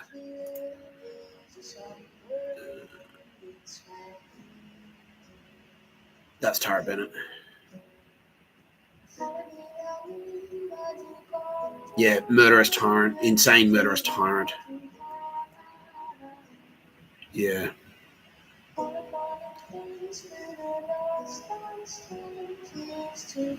Of the few surviving sources about Caligula and his 4-year reign, most were written by members of the nobility and senate long after the events they purport to describe. For the early part of his reign, he is said to have been good, generous, fair, and community-spirited, but increasingly self-indulgent, cruel, sadistic, extravagant, and sexually perverted thereafter. Yeah, he was a pedo. An insane, murderous tyrant who demanded and received worship as a living god, humiliated the Senate, and planned to make his horse a consul. That's not true, that last bit. That's not true. Yeah, that's actually... Yeah, so that's actually propaganda. That like people say like, well, that's the insanity defense. That's what that is. That's Nazi propaganda to say that he was insane. It was the insanity defense. Oh, I'm crazy.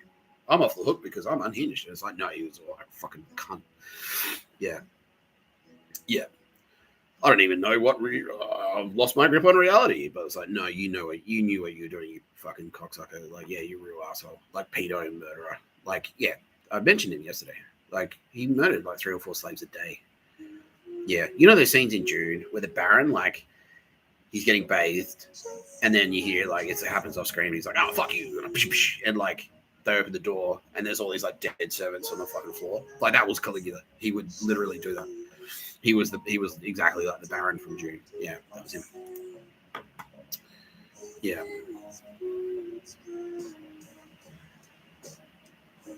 Yeah, so this is propaganda. Some historians dismiss many of the allegations against him as misunderstandings, exaggerations, mockery, or malicious fantasy. Nah, that's Nazis. That's Nazi propaganda. Any account of Caligula that isn't he was a fucking prick, it's just not true. He was a massive cunt, like the worst person in the world. Like top 5, easy top 5 for worst people who have ever existed. Yeah.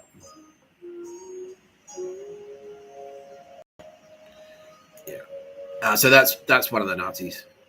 That's one of the Roman Nazis, where he just took power, and then it was just like, how many people can I? And for him, it wasn't even like it stopped being about, like, he started being about the murder. Like, it started to be, at the start, it was about the robbery. Like, he just wanted to get richer and richer and richer. But then he found this like perverse kind of like, and it ties into what I was saying. It's like the Nazi thing. It's like they can't create something, so they destroy instead, because that's what he thinks. That's what he thinks that we do. He thinks, oh, well, all that's involved in being a turbo babe or a Mr. Tapscott is just destruction. And so instead of, it was like, no, fuckwit. Like, there's heaps why don't you be an artist? Like, why don't you be a musician or whatever? You do it, like, you're a fucking Roman emperor. You could go out there and, like, build entire cities and civilizations and invent sport. You know what I mean? Like, you can do whatever you want. Instead, he's like, no, I'm going to just start deleting. I'll just start killing people. Like, delete. Yeah. It's like a termite, you know? Yeah. Yeah. Absolute prick. Yeah. So he was one. This is another one. Titus. Yeah, this is the one that Sarah from the This is the one that Sarah from the Roosevelt took down. Is that right? No, it was someone else, wasn't it? No, yeah, no. Yeah, one of us took him down. One of the two of us took him down. Yeah, Nazi. Yeah, just power hungry, fat. He's like Herman Goring, basically. Yeah, just power hungry, fat, egotistical piece of shit. Yeah, one of the turbos took him down. Who was it? Yeah, it was Sarah for the Roosevelt. Yeah, okay, yeah. So Xerxes God King dipped in there as. Oh no, fuck. I'll remember. I apologize. Maybe it was you. Yeah. Maybe it was you, Bray Lee, was it? Yeah, it was Bray Lee. Okay, so Bray Lee dipped in there and took him out. Yeah, because he was a cunt. Thank you, Bray Lee. I miss you so much, Bray. I'd love to catch up with you. Yeah, I'm not talking to Bray Lee because I'd never talked to her. Oh, we need to go deep on you as well. Yeah, we'll do you straight after Naughty Daily. Okay. Anyway. Oh yeah, okay. That's how he fits in. Yeah. Biblical figure, Book of Titus, a book in the New Testament attributed to the Apostle Paul. So I was telling a story yesterday about Paul the Apostle. That was his brainchild, basically. So this guy invented Paul the Apostle. He was the fraud, pretty much. Hijacked the Bible. He's like, yeah, well, we can't destroy it. I mean, we can hijack it. Paul getting there. Yeah, sent in Paul the Apostle to hijack the movement. All that extra dog shit. That's basically this cunt. All the extra dog shit in the Bible, which is fraudulent, is this cunt. It's just like, oh, don't swear, and also pay your tax, which is going to be 3/4 of your wage. And also, if I tell you something, if I tell you what to do, you do it without question, because God put me where I am, because I am God. Cunt. Yeah. So yeah, this guy's a dog shit piece of shit. Anyway, Nazi. Yeah. Now.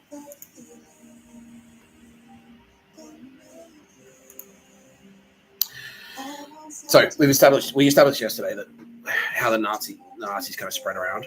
We established that yes, it is actually like who we're fighting now. It's the same people because it's that culture. Like this, yeah. It's like, oh, we fight. Like, are you saying that Hitler and is still alive? Like, it's like, well, not Hitler, but like that Nazi thing, like started all the way back there in Rome, spread up to Germany, and then all the way up. It's the same. It's those same pricks. We're fighting them. The Crusaders, that was Nazis. Those same pricks. Yeah. On and on, that fight has been happening. Like Queen Elizabeth I fought Nazis. Yeah, she was Nazi fighting. Henry VIII fought Nazis. He's like, get the fuck out. I'll be the head of the church, then fuck you. Spanish Inquisition, that was Nazis. That's them. It's those same pricks, right? World War II, Nazis. Nazi Germany, that's what it was. It was like one thing leading to another thing, leading to another thing. Yeah, because the Kaiser was a Nazi. Yeah, Kaiser was a Nazi. Kaiser Wilhelm was a Nazi.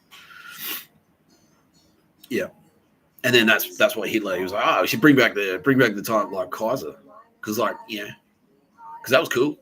That's what it was. It was him being a Nazi. It's like bring back the Nazism. That was Hitler. Yeah.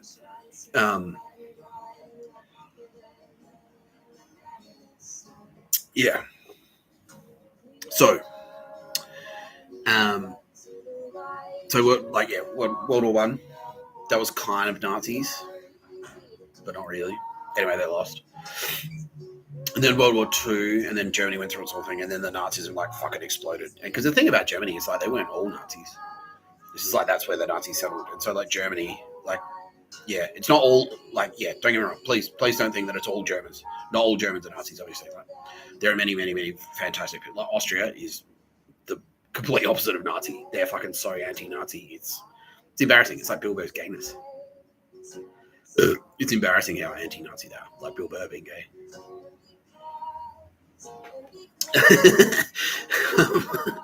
Anyway, Bill, you distracted me again with your wiggling your sexy ass. He's oh, son of man. Ah, God, I'm being sexually harassed in your podcast now. as opposed to before was actually that's a good point. Yeah. Yeah, no, that's too gay, even for me. Even for you, Bill, especially for Bill, not you, Bill. Fuck. Yeah, that's yeah. So here's like bring back the Nazis. So yeah, they lost World War One. There wasn't necessarily Nazis because they're not all Nazis in Germany. In that region, it's not necessarily all Nazi, but that's there's a fucking shit ton there. Yeah, and so it kind of exploded. Like they'd kept a lid on it. Like the Kaiser was like a Nazi, but at least he kind of like he wasn't as overt. Like as a king, he wasn't as overt as being like he didn't like round up the fucking Jews and gas them. It was like a subtler fucking suppression. But he was definitely a Nazi. Yeah, he was a prick. Yeah.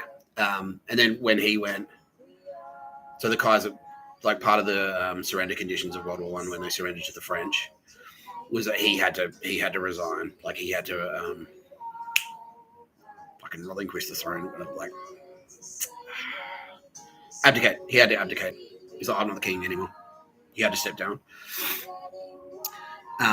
And then there was kind of like a bit of a power vacuum, and then that's when Hitler kind of snuck in, and like they had the same fucking economic problems that everyone else had in that era, because of Nazis, because of all that fucking dog shit, like just sucking all the money out of the economy.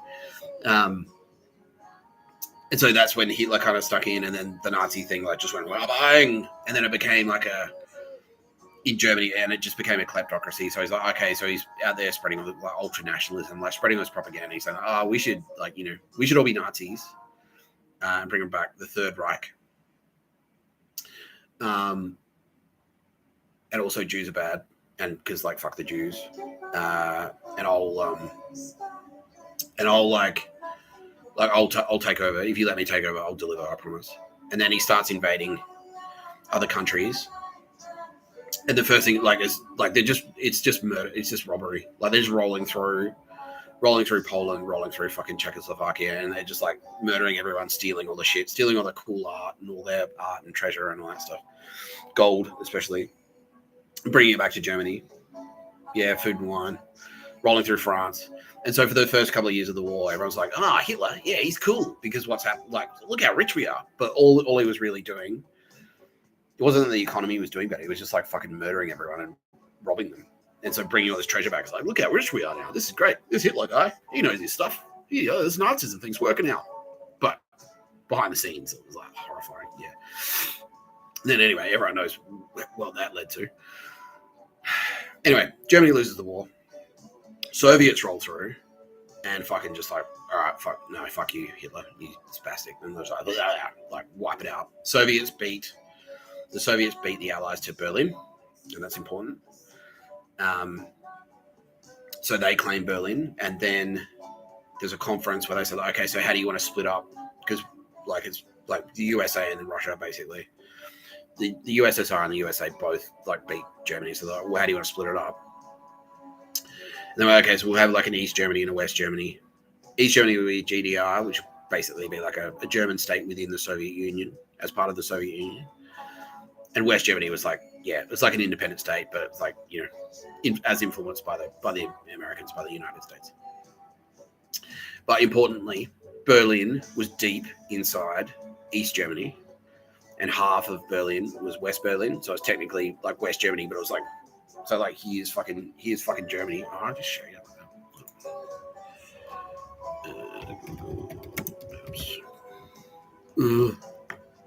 There's the A spot. Oops.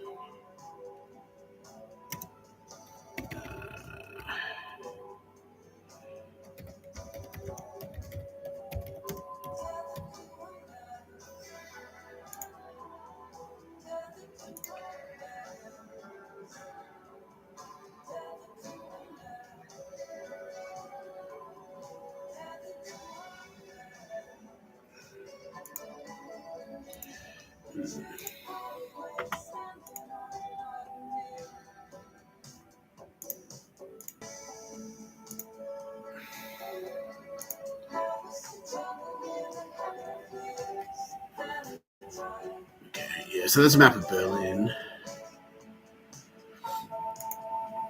Yeah. Okay, so that's Berlin, right? So it's East Berlin and West Berlin. So see how...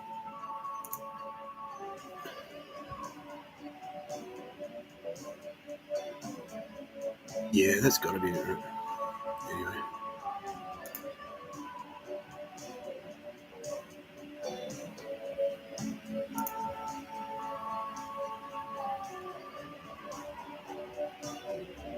Yeah, alright, yeah, that's it there. Okay. That'll do. Oh, perfect. Yeah, okay. So the reason it's all walled off is because Berlin is actually...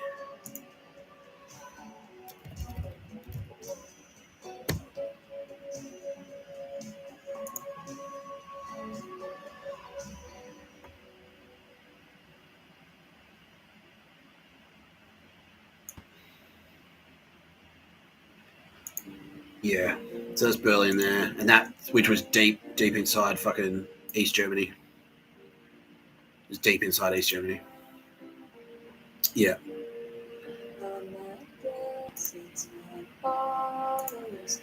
Yeah.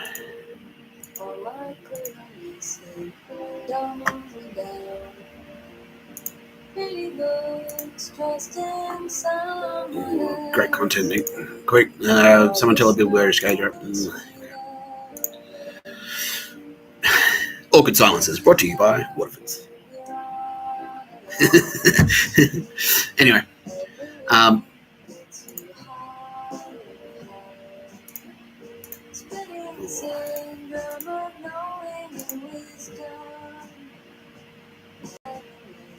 yeah, okay.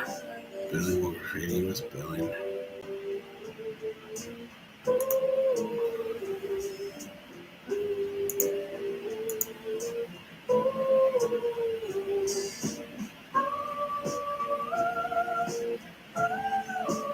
Yeah, there you go. That's it there.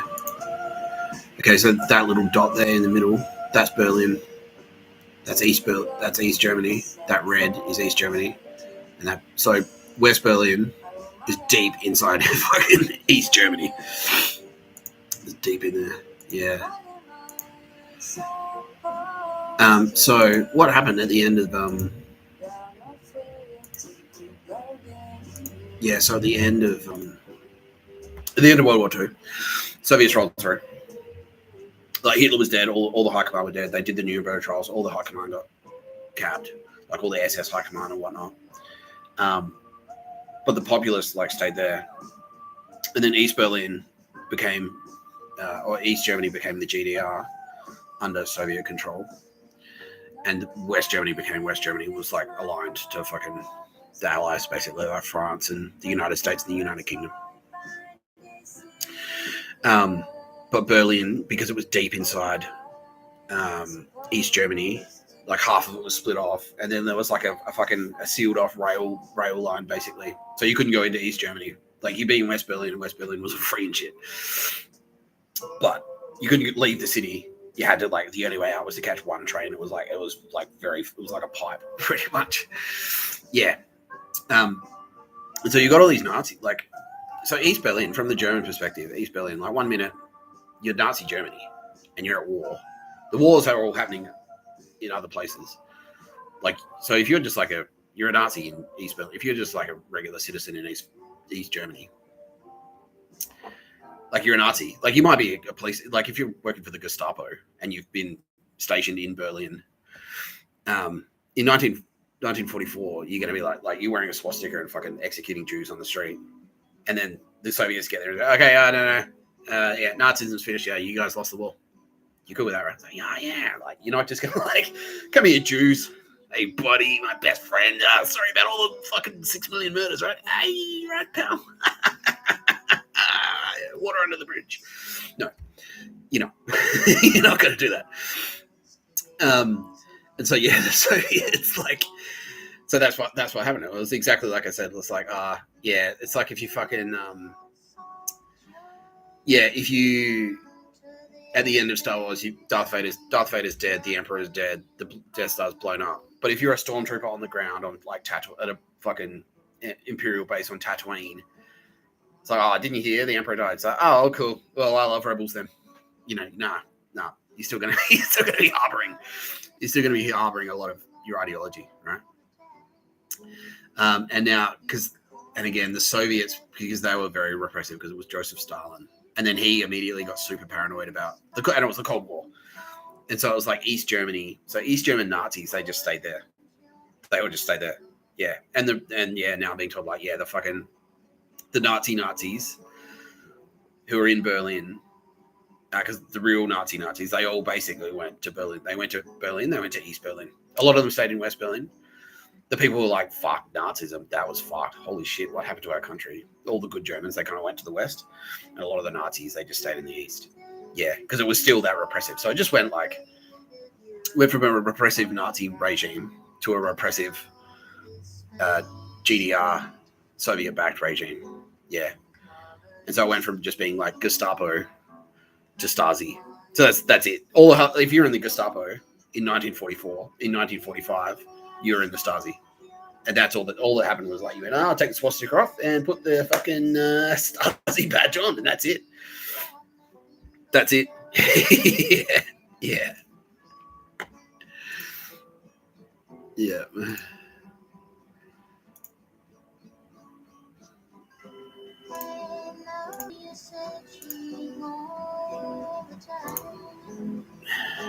Through the corners every night.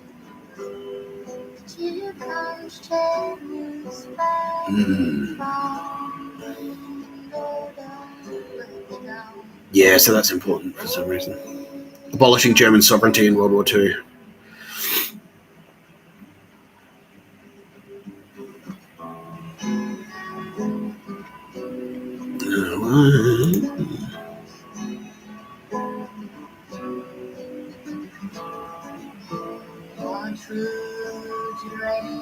Yeah, so the French got in the Berlin Declaration.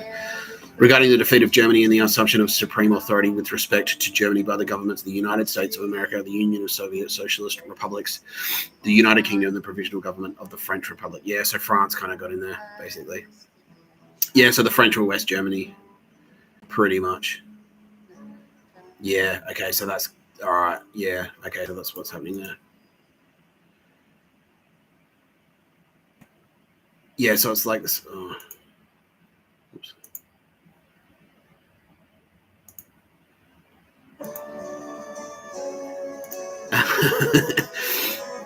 Sorry, I've got to wing it.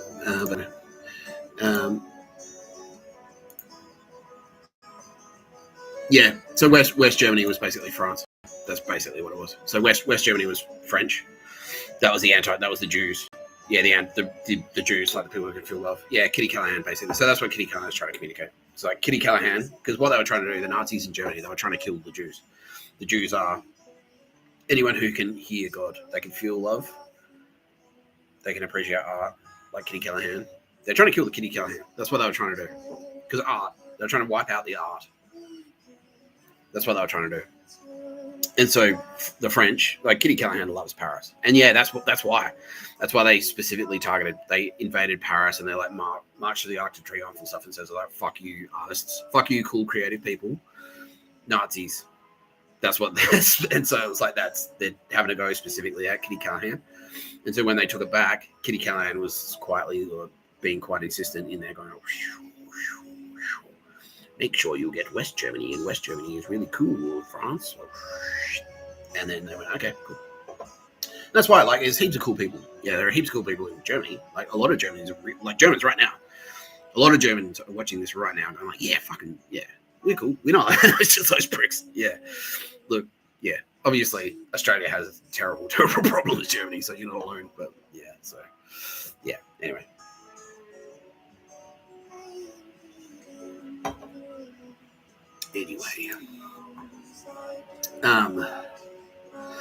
Although the GDR had to pay substantial war reparations to the Soviet Union, its economy became the most successful in the Eastern Bloc. So, yeah, they went poor. Now, also, we should note as well that at the end of the war, a lot of Nazis just went via Operation Paperclip, just like they just got hoovered up. Like, so all of the top Nazi scientists because of the Cold War and stuff. They got picked up and they went to both United States and the Soviet Union, right? Now that's very important.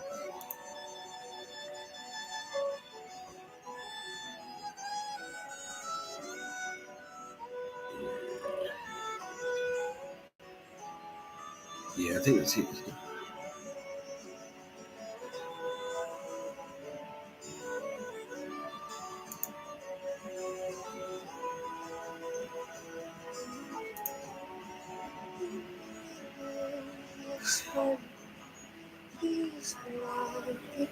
Nazi. Yeah. Card carrying Nazi. Like, you know, exactly like I was saying. Like 1944 is killing Jews.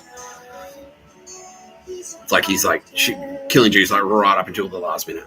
And then like it's like, oh, you're not a Nazi anymore. And he's like, what? No, what? So fucking, are you crazy? So 1945, man. Nah, I'm cool now. I love Jews, right? Right, Jews, right, Jew. Like, yes, sir. Okay, good. Yeah, that guy, fucking Nazi, straight up. Yeah, they just never busted him. Like, they never caught him for any of his war crimes or anything like that. Yeah. Anyway, GDR identity.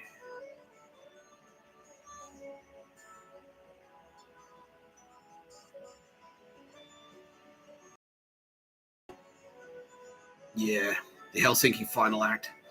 I don't know, like if you got any final solution, final act. I don't know, fucking hell, just the choice of the wording there. You know what I mean? Oh fuck! Like, sends a shiver down your spine, doesn't it? That's not a good look. That is not a good look. From the beginning, the uniform GDR tried to establish its own separate identity because of the imperial and military legacy of Prussia. Yeah, Prussians were Nazis, basically. German states centered on the North European plain. Yeah. Secularization of the Prussian part of the state of the Teutonic Order. Yeah, so Teutonic Knights, Nazis, the originals. Yeah. Remember to the Third Reich. Yeah.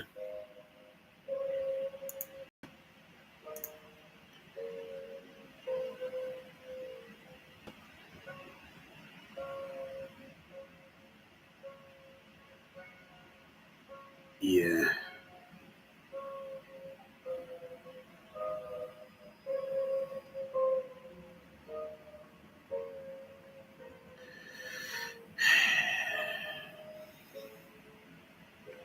Yeah.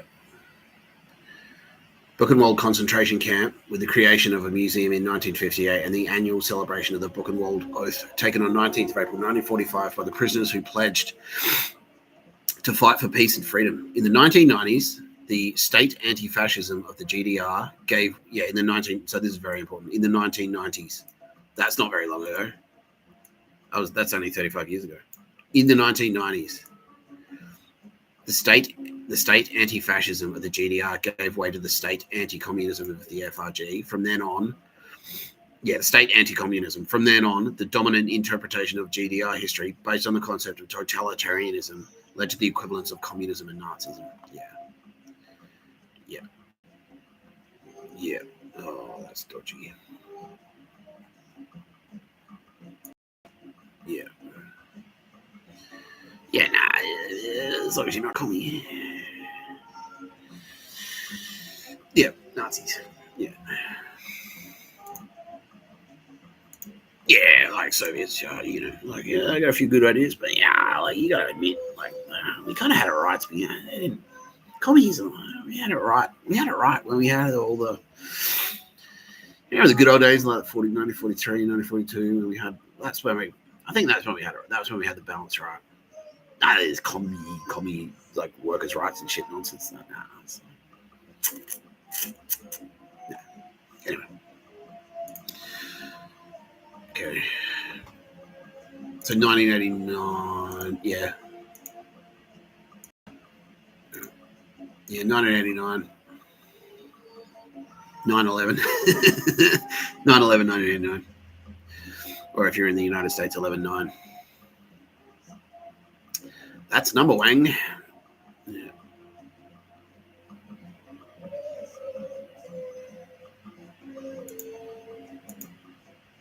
Yeah.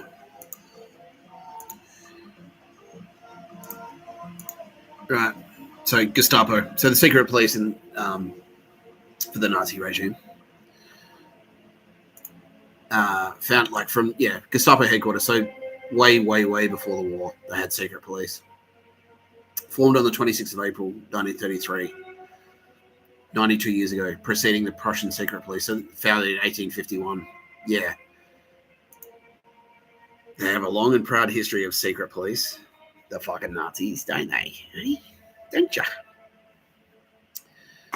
Don't yous? Yeah. The Geheim Stasi Polizei, secret state police, Gestapo for short. So what does that sound like? Stasi, right? Yeah. Geheime Staatspolizei. Yeah. Gestapo. Yeah. Yeah. Anyway.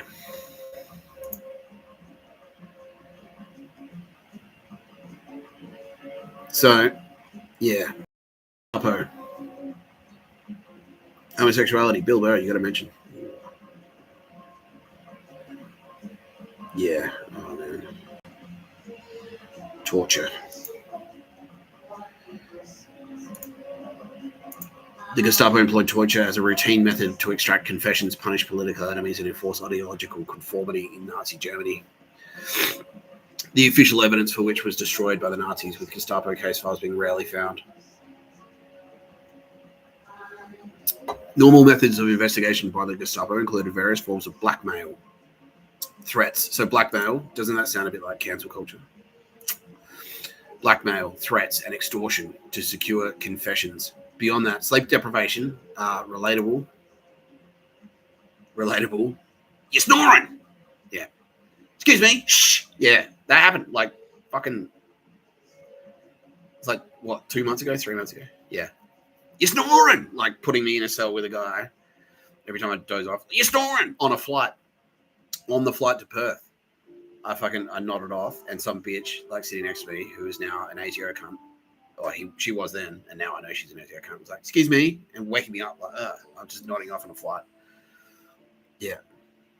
That's fucking their shit. That's them. Sleep deprivation. Keep me awake. Nazis. Gestapo. Stasi. Secret police. East German Nazis. Secret police. Their methods. Right here in Australia. Right fucking now. Yeah. It's these cunts. Blackmail threat. Yeah, so that's cancel culture. That's what that is. Blackmail threats and extortion to secure confessions. Beyond that, sleep deprivation of various forms of harassment. Havana syndrome, for example, were also used as investigative methods. The Gestapo periodically was known for planting evidence to resolve a case. Dodgy cops, especially if it concerned a Jewish person. Anyway.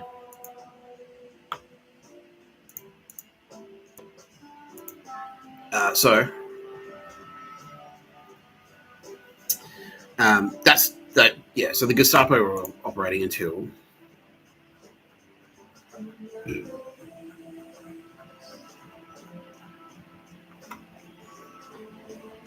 8th of May, 1945.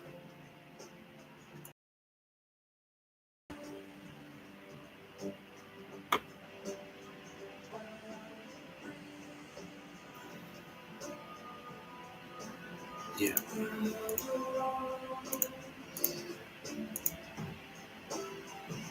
Okay, so this is the Stasi. This is East German secret police. So they had Gestapo. 1945, they had Gestapo. And then this is the secret police of the fucking East Germans. From 1950. So like 4 years. 4 years later, basically. Yeah. 4 years later. What were you doing 4 years ago? Yeah. 4 years ago. That was when the turbo went. So it's not that long ago. Really not that long ago. Yeah. 4 years is not a long time. So yeah, to go from like, oh no, I'm a secret police officer I'm in the Gestapo, and I torture people to death for being Jewish. Well, that was 4 years ago, though. Like, do you think you've changed your mind? Like, oh yeah, no, now USA were number one, rock and roll. Yeah, but no, you're still in East Germany. Yeah, you're still a fucking you're the Stasi, like East German secret police officer. Assholes. Anyway.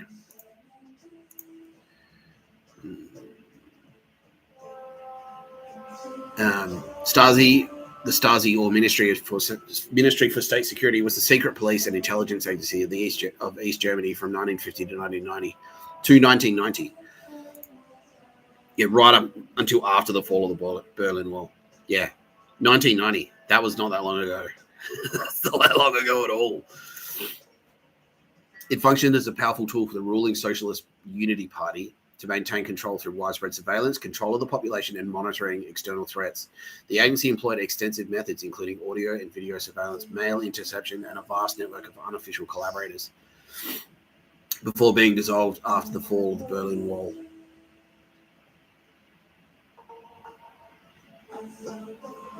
The Stasi was both a domestic and secret police force and foreign intelligence service tasked with monitoring and suppressing dissent against the communist regime. Methods: it used mass surveillance techniques such as bugging homes, tapping phones, and monitoring mail. All of those fucking things have happened to me, and I guarantee you, all of these things are happening to you, all of you watching this right now. Right now. Yeah, bugging phones. How hard is it to fucking tap a phone these days? Facebook app, MyGov app, any of the apps, any of the dog shit apps, that bugs your phone. It turns it into a listening device. Service New South Wales app. Nazis. I'm fucking telling you, bro. Apple Corporation. Yeah. Right? Yeah. Network. The Stasi relied on a large network of both full-time employees and an even larger number of unofficial collaborators who spied on their fellow citizens. Yeah. Pictures of the bird. That's pictures of a bird. That's what it is. Unofficial collaborators. That's why you don't get paid. Because you're not an employee. You don't work for us. Yeah. Where's the money, Mike Burgess? Nah, no money. Yeah. Fucking Nazis. Fucking Nazis, right? The organization was dismantled after the fall of Berlin Wall in late 1989, with its formal dissolution occurring in very early 1990.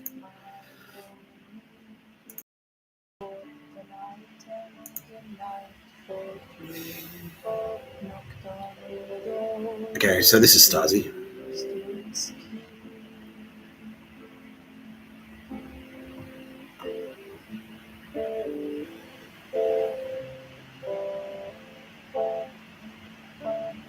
Yeah. It was one of the most repressive organizations in the world, infiltrating almost every aspect of life in East Germany, using torture, intimidation, and a vast network of informants to crush dissent. Officers tortured prisoners by isolating them, depriving them of sleep, and using psychological tricks such as threatening to arrest relatives. Any of that sound familiar? Yeah. The function of the Stasi in East Germany resembled that of the KGB in the Soviet Union, in that it served to maintain state authority and the position of the ruling party, in this case the Socialist Unity Party of Germany. This was accomplished primarily through the use of tens of thousands of civilian informants, called unofficial collaborators, who contributed to the arrest of approximately 250,000 people in the GDR alone. It also had a large elite paramilitary force. Pictures of a bird. That's what it is. This is pictures of a bird. You're watching No Pictures of a Bird. A podcast by Mr. Tapscott. I'm Mr. Tapscott. So who are you now, world? Pictures of a bird? Or no pictures of a bird? No fucking pictures of a bird. I fucking said it.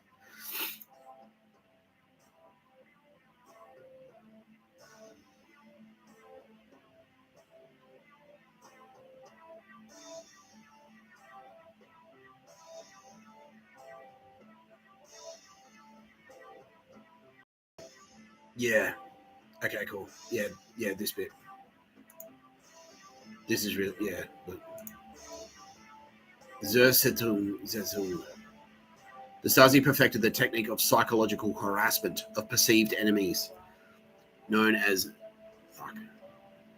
Zersetung, term borrowed from chemistry, which literally means decomposition.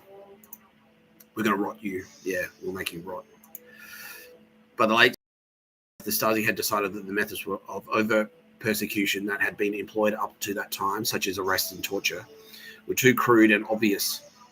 Such forms of oppression were drawing significant international condemnation. It was realized that psychological harassment was far less likely to be recognized for what it was, so its victims and their supporters were less likely to be provoked into active resistance, given that they would not be aware of the source of their problems or even their exact nature.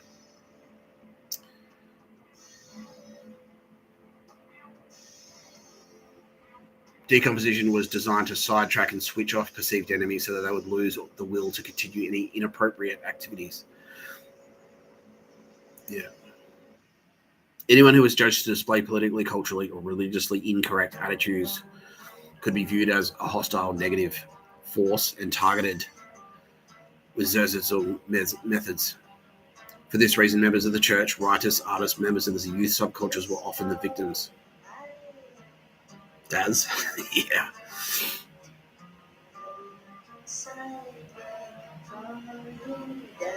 Yeah. Zersetzung methods were applied and further developed in a creative and differentiated manner based on the specific person being targeted, i.e. they were tailored and based upon the target's psychology and life situation. Yeah, you need money, we'll make it impossible to get money. You need a place to sleep, we'll make it impossible to get a place to sleep. Yeah.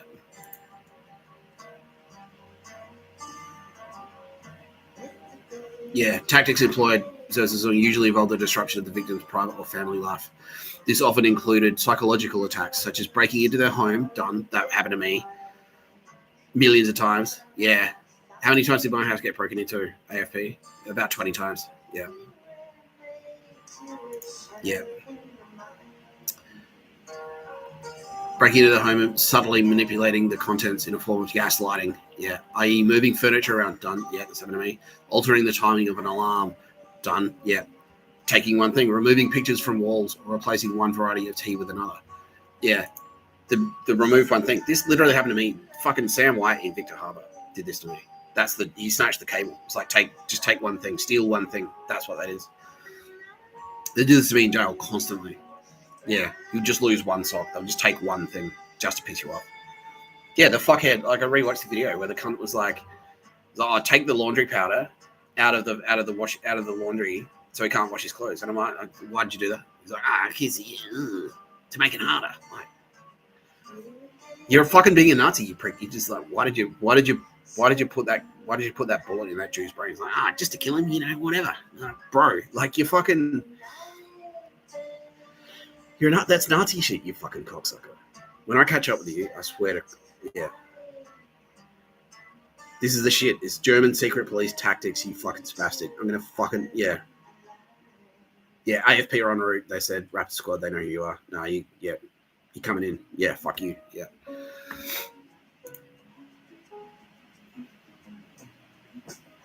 Other practices included property damage. Done. Yeah, that's happened to me. Sabotage of cars. Done. Happened to me. Travel bans. Happened to me. I'm banned from leaving the state. Career sabotage. Done. Happened to me. Administering purposely incorrect medical treatment. Smear campaigns. Done. Happened to me.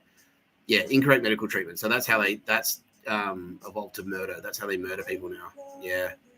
I saw a story on the news just then. Like a 92-year-old guy went to hospital. He suffered a fall at home, which we strongly suspect was engineered. And when he got to the hospital, and he couldn't speak. Yeah, he was deaf and he spoke Auslan.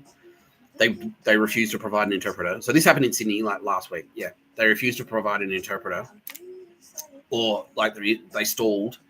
And by the time the interpreter got there, they'd given him an incorrect dose of sedatives and he killed him. And then just went, "Oh, well, what can you do? It's accident. Shit happens, man. We couldn't understand what he was saying, But they murdered him. Yeah, it's murder. Yeah. I saw it on TV, like just before I came off fucking air. Nazis. Fucking Nazis, right? East German secret police tactics. Nazis. Gestapo. Literal World War II Nazis. Hitler stuff.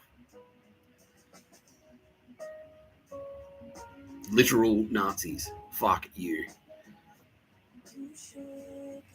Fuck you. Yeah. So that's cancellation. That's what it is. Cancellation is a Gestapo tactic. That's a fucking Nazi secret. That's an East German secret police Nazi tactic.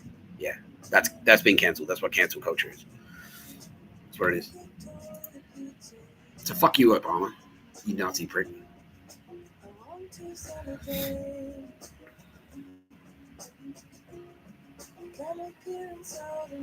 Including sending falsified compromising photos or documents. Yeah, blackmail. Yeah. So AI deepfakes. That's happening right now. Yeah, all of these kids in school getting like AI deepfake porn made of them and sent around. That's a Stasi tactic. Denunciation, provocation. Yeah, so that happened to Russell Crowe. Provoke him until he snaps and then use it to fucking destroy him. Yeah. Psychological warfare, psychological subversion, wiretapping, bugging, watching them fucking jerk off in the shower and then bragging about it. That's Nazis.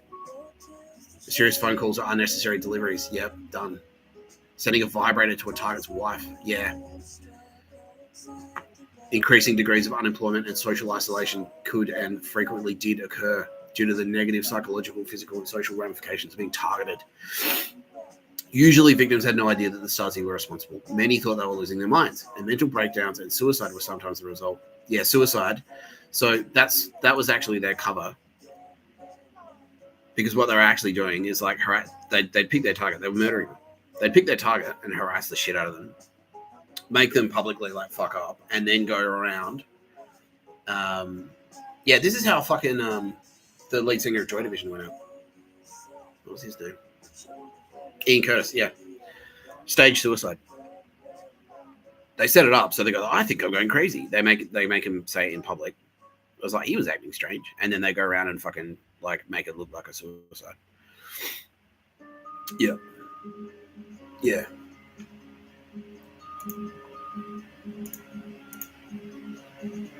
Yeah. Mental breakdowns and suicide were sometimes the result. Direct physical attacks were not part of the process, even covertly. That's not true. That is absolutely untrue. That right there is propaganda. That's Nazi propaganda. In 2000, the research group disputed claims that the Stasi had used X-ray project. Yeah, so this research group is dog shit. Disputed claims that the Stasi had used X-ray projection against victims. Yeah, energy weapons. Havana syndrome. Fuck. The claims persisted, however. In 2001, a modern government agency investigating the activities of the Stasi claimed that unusual non-medical X-ray machines found in political prisons could have been weapons and used to irradiate inmates. It was suspected that such exposure resulted in the deaths from cancer of a number of prominent dissidents.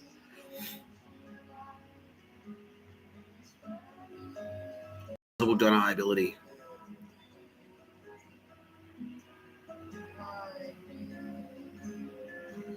You motherfuckers. Yeah. Anyway. Stasi officers after the reunification. All right. So, President Putin, so this next bit is of particular interest to you.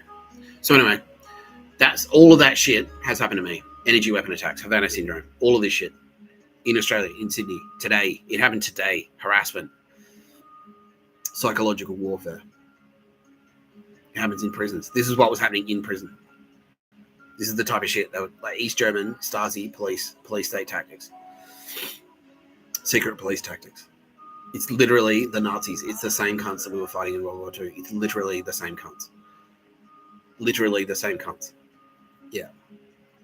These are the cunts who are murdering people. These are the cunts who are murdering rock stars.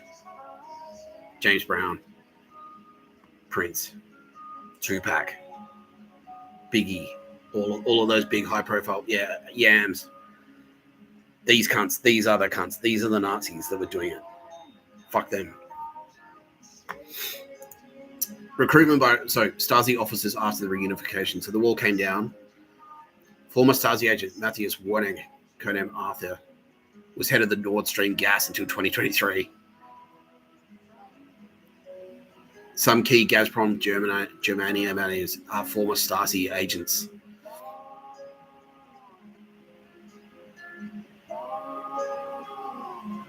Yeah. That guy's a fucking Nazi.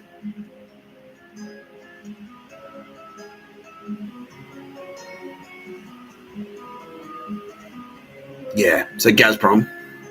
That's how we know. It's like fucking Gazprom was fucking the Nazis, bro.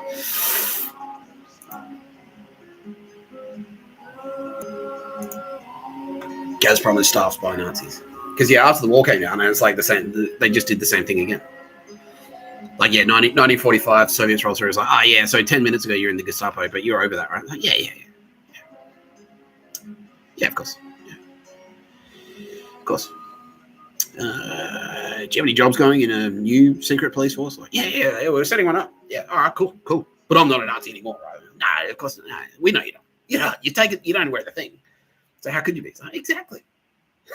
I love Jews. I love them. And do the same thing, go straight back to it. Do the same fucking thing again in East Germany for like another 50 years or 40 years or whatever. And the same thing again, Berlin Wall comes down. It's like, okay, so 1989, you were in the Stasi, you were torturing people to death and like staging suicides to assassinating people and staging them to look like suicides. But you're over that, right? It's like, yeah. Okay, cool. So you're all down with like, the program of not murdering Jews and not being a Nazi, right? Yeah, Nazis. What are you crazy? Oh, no. Like, hey, you're not a professional gaslighter, right? Isn't it me? No, you're crazy. You're crazy. I'm not a gaslighter professionally. No. What are you talking about? Yeah, and then they all like, so East Germany, wall comes down, German reunification. All of those fucking pricks in East Germany, in East Berlin, they're all still there. That wasn't that long ago. They're all fucking still there. And as I established yesterday, that culture is global anyway. You don't need to be in fucking East Germany to be a fucking Nazi. They're everywhere. Ireland. These pricks are in Ireland. It's the Irish Catholics. Yeah, they're in there. IRA, Hamas. Like fucking Ireland. IRA, Hamas. The PLO. Houthi rebels. Yeah. Triad gangs. Cartel. It's these pricks. It's these fucking pricks. Fucking Nazis. The Stasi, East German secret police, carried out both assassinations and psychological warfare tactics that sometimes resulted in targets being driven to suicide.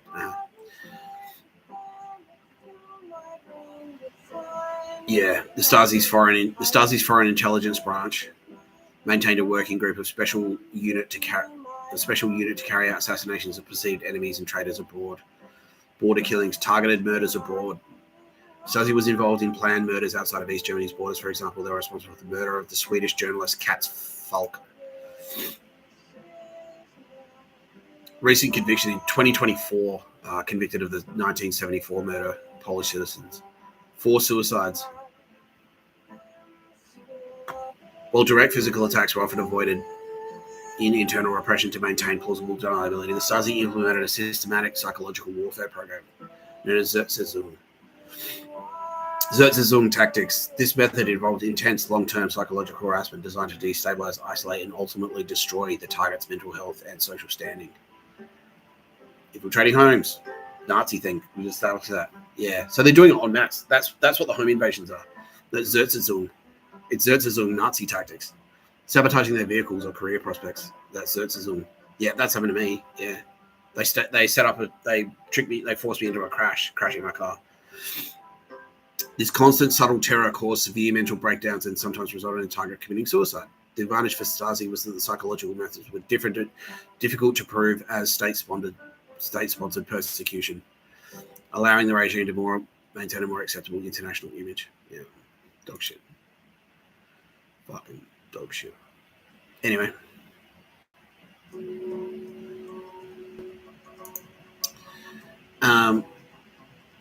Yeah, suicide mob-balls. Like, you can fucking... The amount of paperwork that's involved in proving that a suicide was actually a murder, if it looks like a suicide, is Like if you find someone like hanging and there's no evidence, like they're not wounded or there's no signs of a fight or a struggle or anything like that, to try and prove that the burden of proof required, the amount of like paperwork and legwork that you need to do to prove that that wasn't a suicide.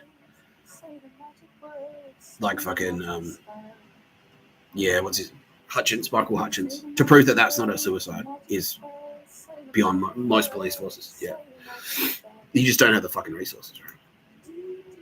Homicides, disguised as stage suicides. Determining the correct cause and manner of death are among the chief responsibilities of the forensic pathologist. Who's got time when there's 7 million of them during COVID to get a fucking forensic pathologist to go through every scene?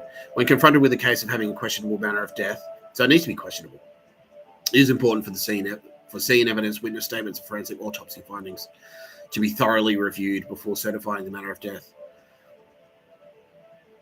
Yeah, gunshot wounds. It's like even gunshot wounds. It's like death from a gunshot wound. Yeah, but if it's just like a drug overdose, if it's a hot shot, if you just hold someone down or spike their drugs, put cyanide in their heroin or whatever, their heart stops when they're high on heroin. It's like, oh, cyanide in their cocaine, cyanide in their speed, whatever, anything. Oh, yeah. He was writing like cyanide. You put contact poison on their fucking put contact poison on the handlebars of their push bike. He kicks in while they're riding the bike. Well, he's riding his bike and he had a heart attack. What can you do? He was in his 40s. That happens. You know. Yeah.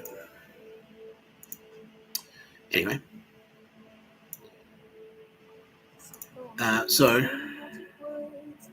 Yeah, they're fucking around, right?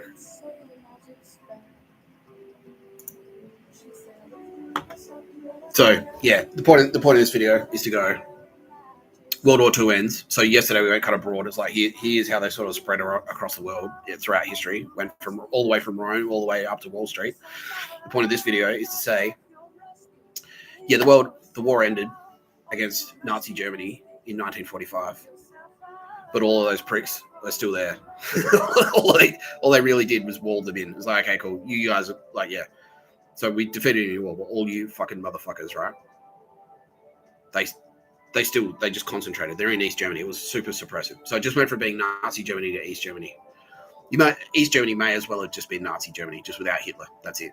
Without Hitler and without the military. But all of those pricks were still there. They were all still there. The Gestapo that was formed in 1933, which was based on the Prussian secret police, which was formed in like the 1860s.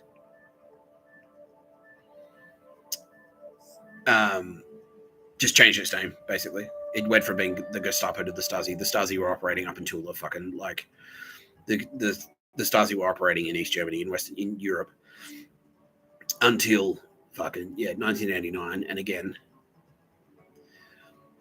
Yeah, until the wall came down. And then all those guys went to work in the corporate world.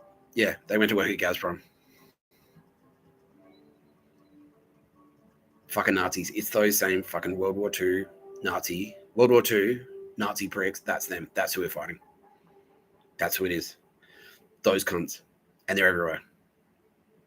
Silicon Valley, Wall Street, it's those fucking cunts. It is those cunts. It's specifically those cunts. Yeah. Yeah, and the tactics, like Sam White, the retard in Victor Harbor, like the steal one thing. Yeah, he like the day I was leaving my fucking sister's house, he stole a cable, and then like, and I just like, Phoebe, if you give me $50, if you don't, I'll tell you, I'll search your house, I'll tell you, I'll just ransack your house. So I got it back, and he's like, and then he's like, you owe me $50, but yeah, it's like psychological warfare tactic. You've seen all these fucking horror tales. It's all the Havana syndrome shit. Yeah, which Kamala was across. Yeah, they're in the White House. Joe Biden, he's connected to this. This is skull and bones. It's those pricks. It's those fucking pricks. They're utilizing Stasi secret police tactics. Gestapo tactics. The Gestapo are operational in Australia right now. Yeah. Teaming up with Emperor Naruhito. The Axis. Emperor Naruhito literally today used Gestapo tactics on me.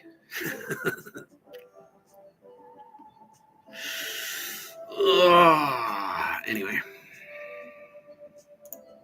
let's talk about this cunt.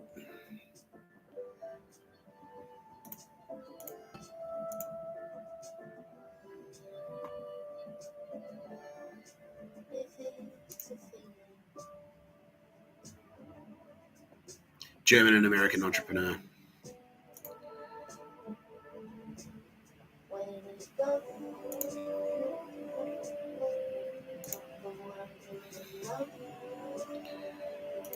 Personal life.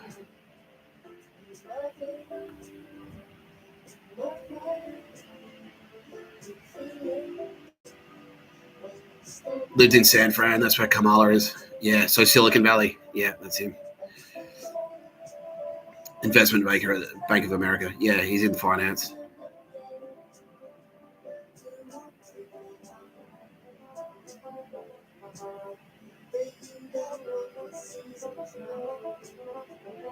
Vice president of BlackRock. Yeah. Investment banking.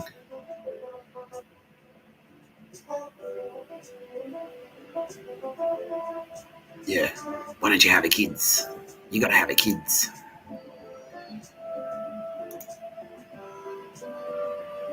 Thiel noted that, yeah. Thiel and Dennis have 2 young daughters, aged 5 and 3. Born through a surrogate. Gross, bro. Now, we don't really have, we here at No Pictures of a Bird, a podcast by Mr. Tapscott. I'm Mr. Tapscott. Kitty Callahan and Tara Bennett don't necessarily have any issue with the idea of same-sex couples raising children. You know, Tara Bennett's like, look, love is love. Who cares? Who cares? Love is love. Right, Bill? Yeah. He's like, yeah, okay, yeah. However, no, that's it. I'm going to end the statement right there. That's it. That's the end of that. That's the end of that thought. Now, I'm just going to throw 2 things out there.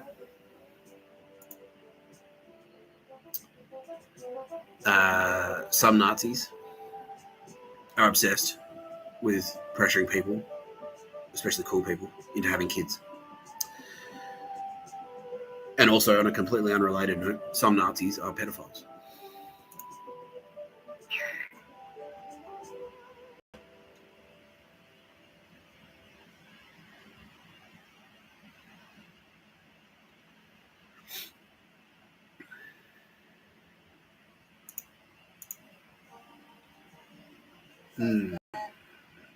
Okay, is there more about this?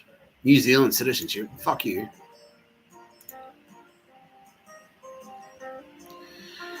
Thiel was a German citizen by birth and became an American citizen by naturalization. He received a New Zealand citizenship in a private ceremony at the New Zealand consulate in Santa Monica, California. 2011. His citizenship status was not made public until 2017. He had visited the country on 4 occasions prior to his application for citizenship, staying a total of 12 days. The typical residency required is 1,300. Yeah. He had no intention of living in New Zealand, which is a criterion for citizenship. Then that guy, that prick, yeah.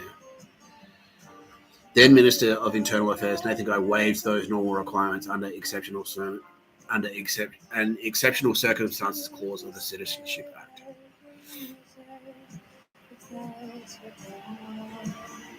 Kiwis know this guy, and now they're sounding, oh, he's a fucking prick. Yeah. Who remembers Uncle Bully? Like, what happened in Once We Were Warriors? What happened to Uncle Bully? Do you remember him? Uncle fucking Bully. I don't know why I thought of that just then. I don't know. I don't know why I thought of that. New Zealand, Uncle Bully, whatever. Yeah. Yeah.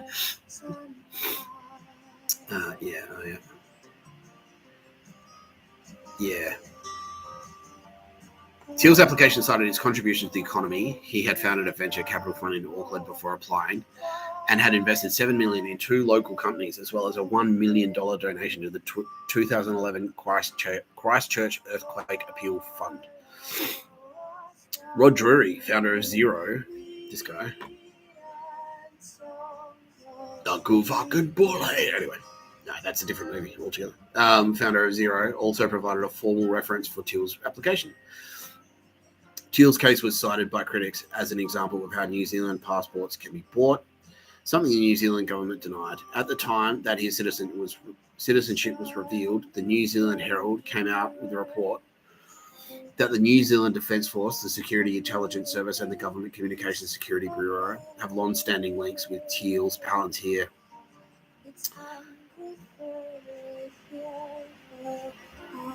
So, but yeah, national security. Okay, so this is ASIS.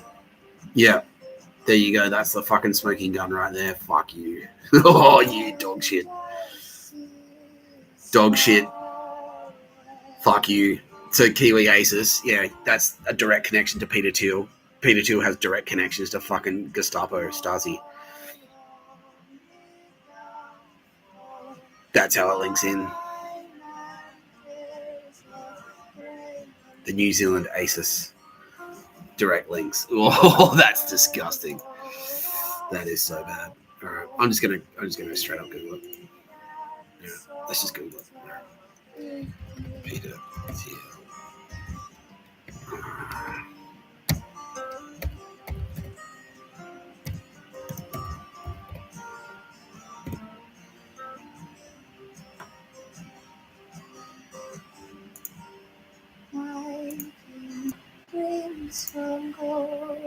Yeah.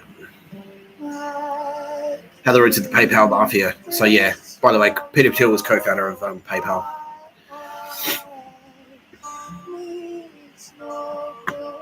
Yeah, let's click on that one. Peter Thiel, the German who was.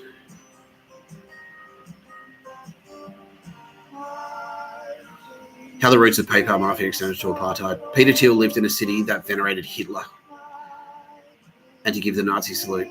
Yeah.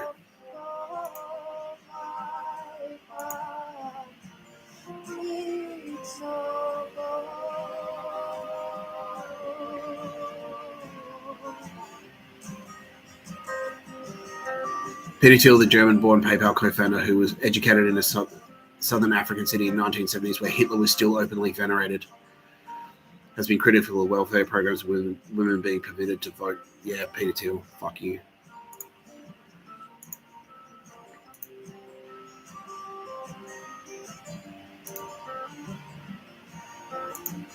Yeah, because feminism, right, Bill? Yeah, exactly. Fuck you. Anyway. No, it's just in his Wikipedia.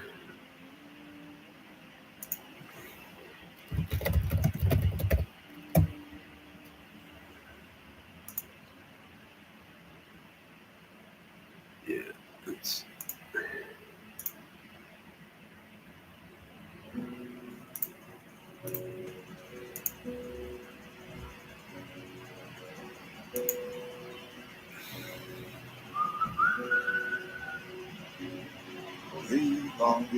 Off the record lectures. Yeah, unstoppable philosophy. All right, yeah, like Ubermensch, right? Fucking prick. Went down there. Joe,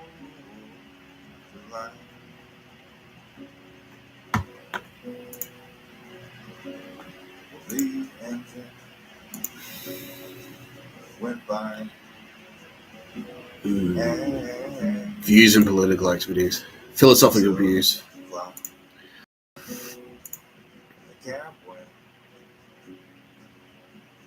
Libertarian, authoritarian. And libertarianism. Values freedom. Yeah. No laws. Yeah. No rule of law. Yeah. Libertarianism. Nah, there's no right, there's no wrong. Just do whatever the fuck you want all the time, even if it's pedophilia. Fuck you. I'm above the law. Fuck the law. Let's fuck yeah. Who gives a shit? Who gives a shit? Yeah. The disintegration of the rule of law. That's his fucking political view. Yeah, that's it. Fucking Nazi, right? Fucking Nazis. This is the cunt, alright? This is the fucking cunt we're fighting now. This cunt. Right. I'm going to pretty much wrap it up here. But I'm going to end this video by saying I have a message from the AFP. You pedos are about to go down. Like, yeah. This is the pedo network I'm talking about. So you see how I trace it. When like fucking Germany, South Africa, San Francisco, Kamala Harris, Obama, all of those fucking Nazi pricks, Zuckerberg, New Zealand. He's got a Kiwi citizenship that he bought. He's been making massive donations to the fucking the Kiwi version of ASIS, Government Communications Security Bureau. Co-founder of PayPal. He's in Silicon Valley. He's in your fucking phone. If you've got a PayPal app on your phone, Peter Thiel is in your phone. Gestapo and Stasi, East German, Nazi German, fucking psychological warfare techniques are being used in Australia right fucking now. They got used on me today. He's in collaboration with fucking Emperor Naruhito, who uses the Yakuza as a shadow militia to suppress populations, both in Japan and now in Australia. He's trying to fucking come into Australia and disintegrate the rule of law. And you don't have to look fucking further than ASIS goons ordering the fucking cunts to go to fucking daycare centers and touch up the kids. Don't you see anything wrong? Like, nah, man, freedom, bro. Oh, fuck me. Fuck.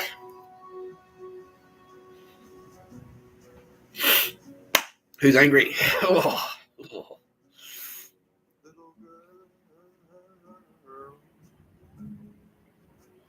Who's angry?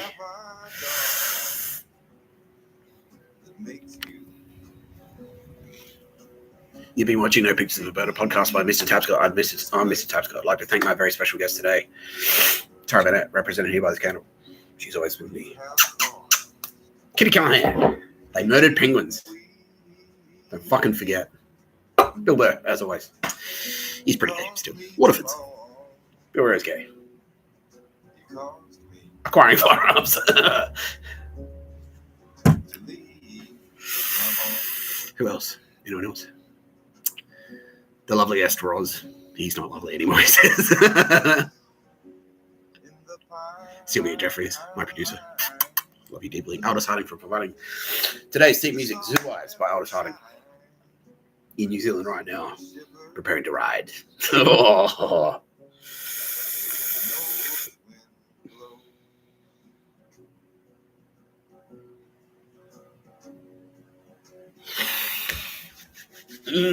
You've been watching No Pictures of a Bird, a podcast by Mr. Tapscott. I'm Mr. Tapscott.